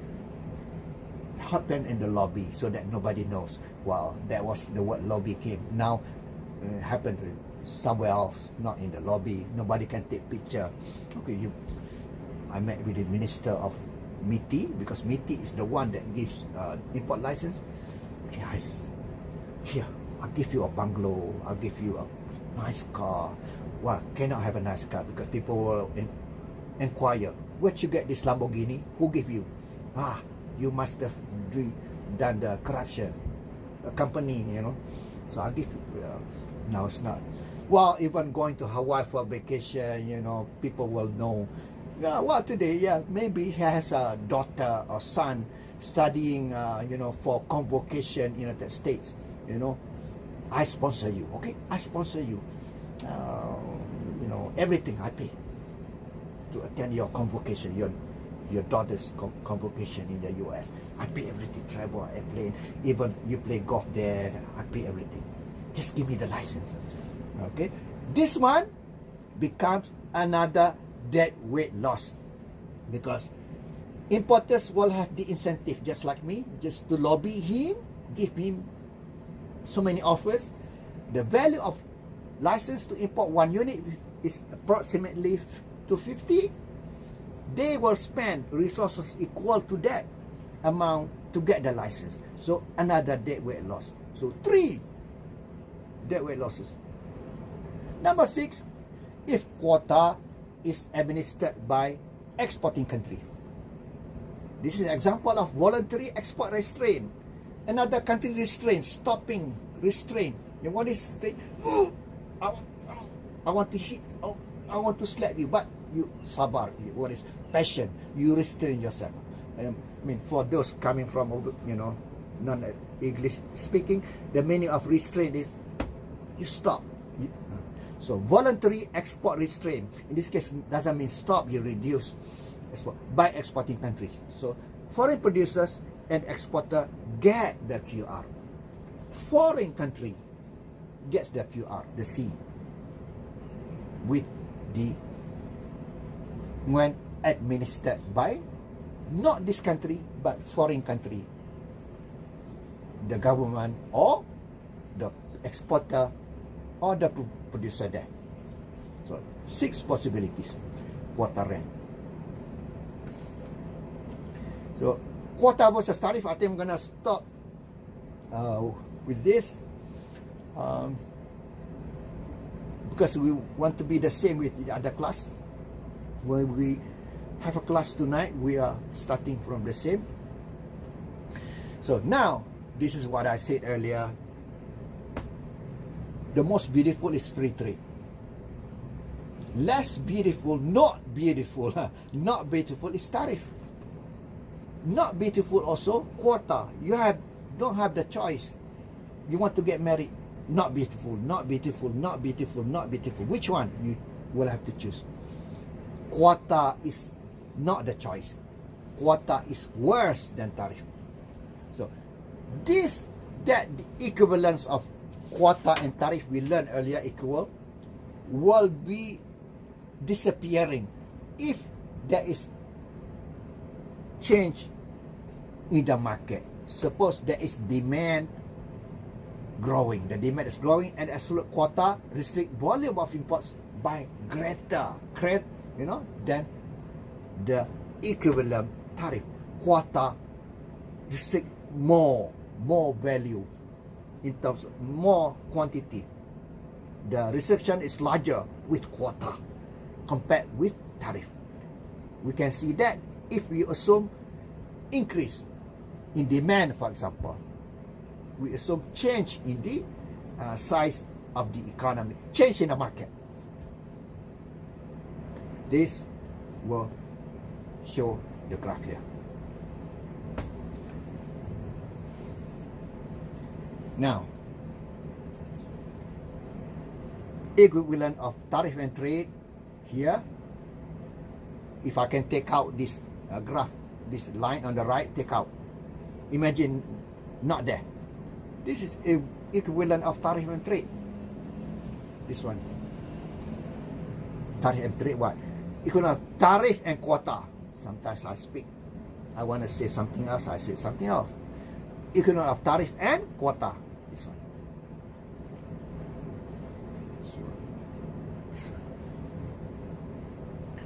Now, suppose there is an increase in demand in the country, in USA. All this in USA, okay? With tariff, so what happened with tariff? Previously, 3 units only. Now, moves here, there's import of 3 units. Now, the imports here, new intersection. Demand intersect here, 8. This price intersect here, same, 3. Produce 8. So, demand 8, consume 8. Produce only 3, 5 can be imported now. 5 is imported. Compared previously, 3. So, can in fact increase the amount of import because of the growing demand from 3. Well, I say can increase. No. In the case of tariff, it's not about can or cannot. It's about will. Can or cannot is for quota. Because quota, you cannot more than 3. This, in the case of tariff, imports will increase. You see the word can, different from will increase from 3 to 8, 3 to 5. Previously 3, with growing demand, 5 imports will increase. Nice. Larger amount of imports. Good. Producer consumer surplus also. Look at consumer surplus.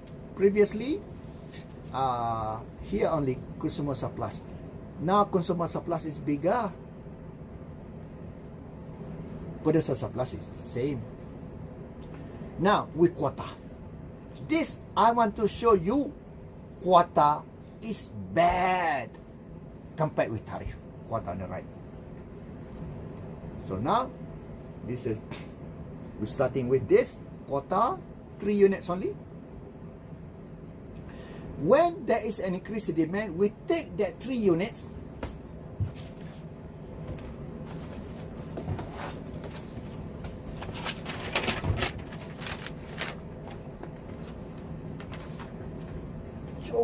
So, no more paper.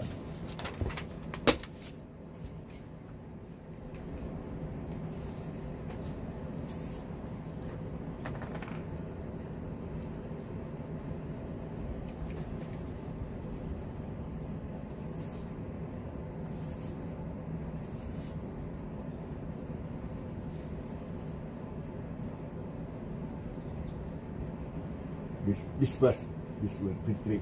Now with quota. That 3 units increase in demand. That 3 unit move.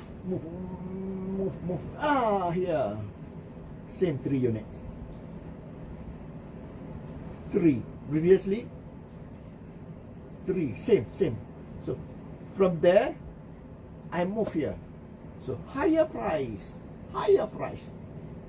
But quantity is the same quantity. So let's look at that. What I did, that 3 unit, I move. Don't follow me. I just move to that new place. Where is it? That new place? On the graph. Let's show that. So these 3 units moved here. Same amount of quantity, 4, 5, 6, 7, 3 units. But notice the price is 750. Increase. The quantity is the same. See, higher price and the quantity is the same. 3 only can be imported. Compared with tariff, 5 units can be imported. And the price remains 7,000. This price, 7,005.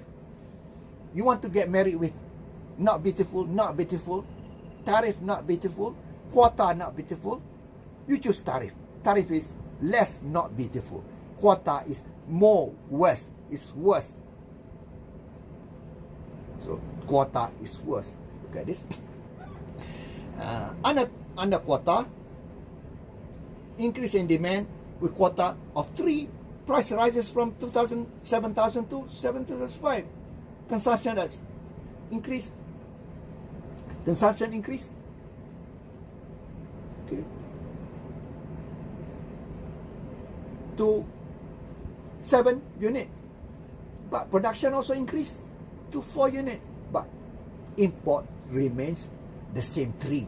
Imports is the same at higher prices. That's bad. So quota is more restrictive than tariff.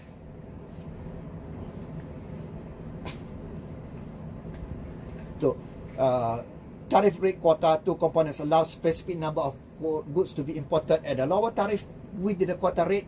Then any amount above that you have to pay higher tariff. For example, the amount allowed is only 3 units, the quota. Yeah, you can. This happen. Some countries will apply this. If you want to import more, you pay tariff. High tariff. After the 3, 4, 5, and so on. You can have more higher tariffs. That's tariff rate quota. 2 tier. Administration of tariff quotas, license or demand allocation. If demand of license is less than quota, system operates on first come first basis. This already explained. 6 possibilities earlier. If demand exceeds quota, value imports restriction. I already explained. Allocation may also based on historical market rather than auction, rather than share, rather than crony, based on historical market.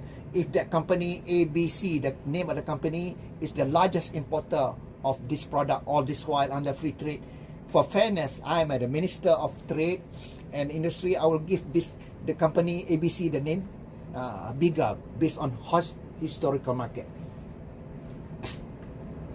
This administration, okay, quota. WTO require members to convert all non-tariff barriers, especially quota. Quota is illegal under WTO. Must change that to tariff. And that's how the concept of equivalent of quota and tariff, which is equivalent of quota and tariff. I repeat, earlier I mentioned, given the amount of quota, which is 3 the quota, we can calculate to change the quota to tariff.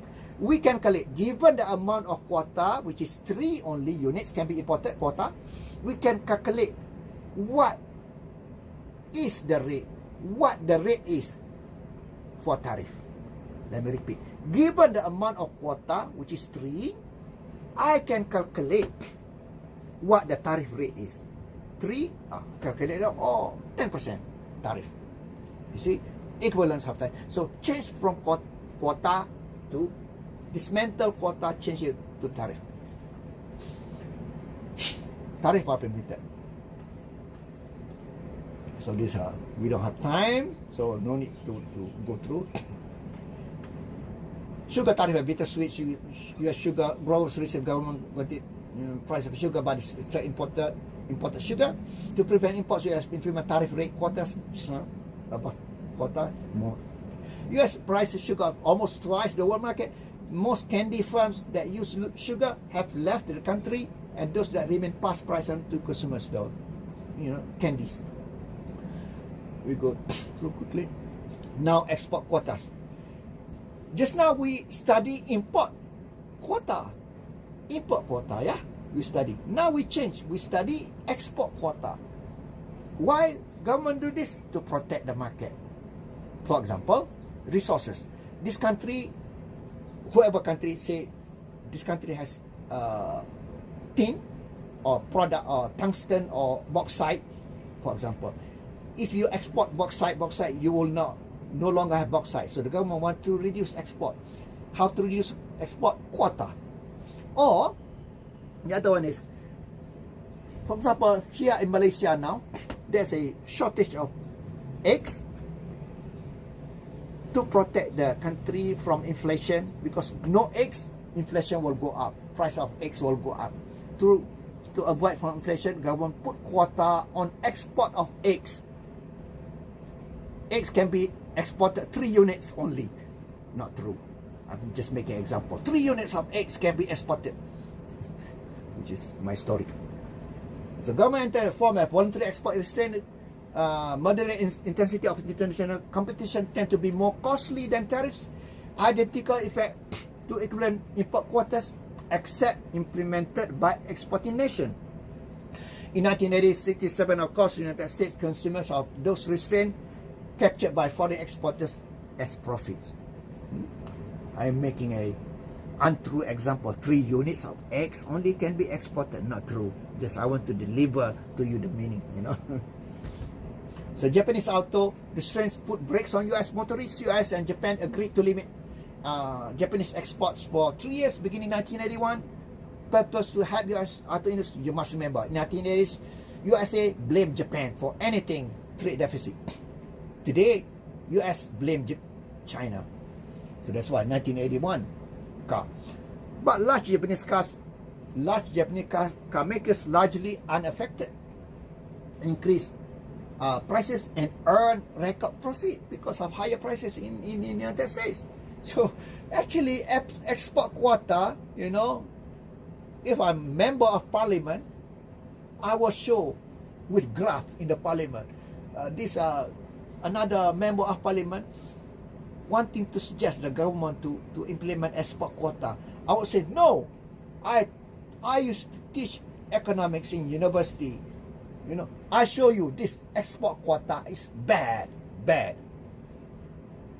So,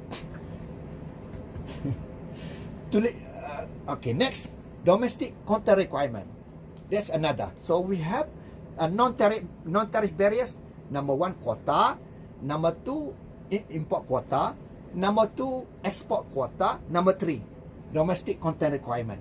To limit outsourcing, labor lobbied for domestic content requirement, labor in the country. So minimum percentage of goods value must be produced locally to qualify for zero tariff rates. Example, United States. Okay, this can be explained in 2 ways: export quota and also import quota, or export quota and import quota, 1, 2, or another possibility, import tariffs. 3 possibilities. Or I split into 2, can be explained about export, which is export quota,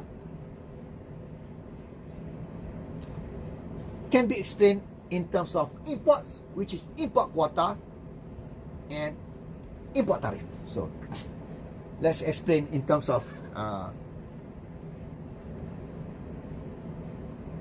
export. Okay. USA wants to export a product which is being conserved in the United States. For example, this material, if you export more, there's no more product available. Usually, you know, minerals, whatever. Let's take oil. I'm just making an example, okay? Not true. Okay. Suppose United States impose export quota on oil. You must preserve it. If you export a lot, no more oil in the United States. So export quota. Not true, okay? Just making an example. So, not oil. Manufactured goods, because domestic content requirement. Say this product, a luxury TV, yeah? For example, a semiconductor, very important, very critical component in semiconductor. If you export this, another country will get a foothold in the industry of handphones or this artificial intelligence products. So the government wants to stop the export. Well, yeah, you can export. There's a quota to it. So yes, the labor here, not only the labor, I'm talking about the computer industry in the US will lobby the government to have certain amount of domestic content made in USA content in that semiconductor to be exported. Domestic, say, must have at least 60% or 70% or 60% or 50%, doesn't matter. Inside that thing must be made in USA, at least 50%, so that you will qualify for zero tariff, zero export quota. That's export. That possibility I can explain. The other way is import. Can explain by import quota and import tariff. Say for example, in the USA, product from Mexico, okay, finished product, a TV from Mexico, a car from Mexico, whatever. Of course, a car can be a good example because cheaper to produce car in Mexico. The US government require that in that finished car, complete, must have at least 30% made in USA content. It means that Mexico must import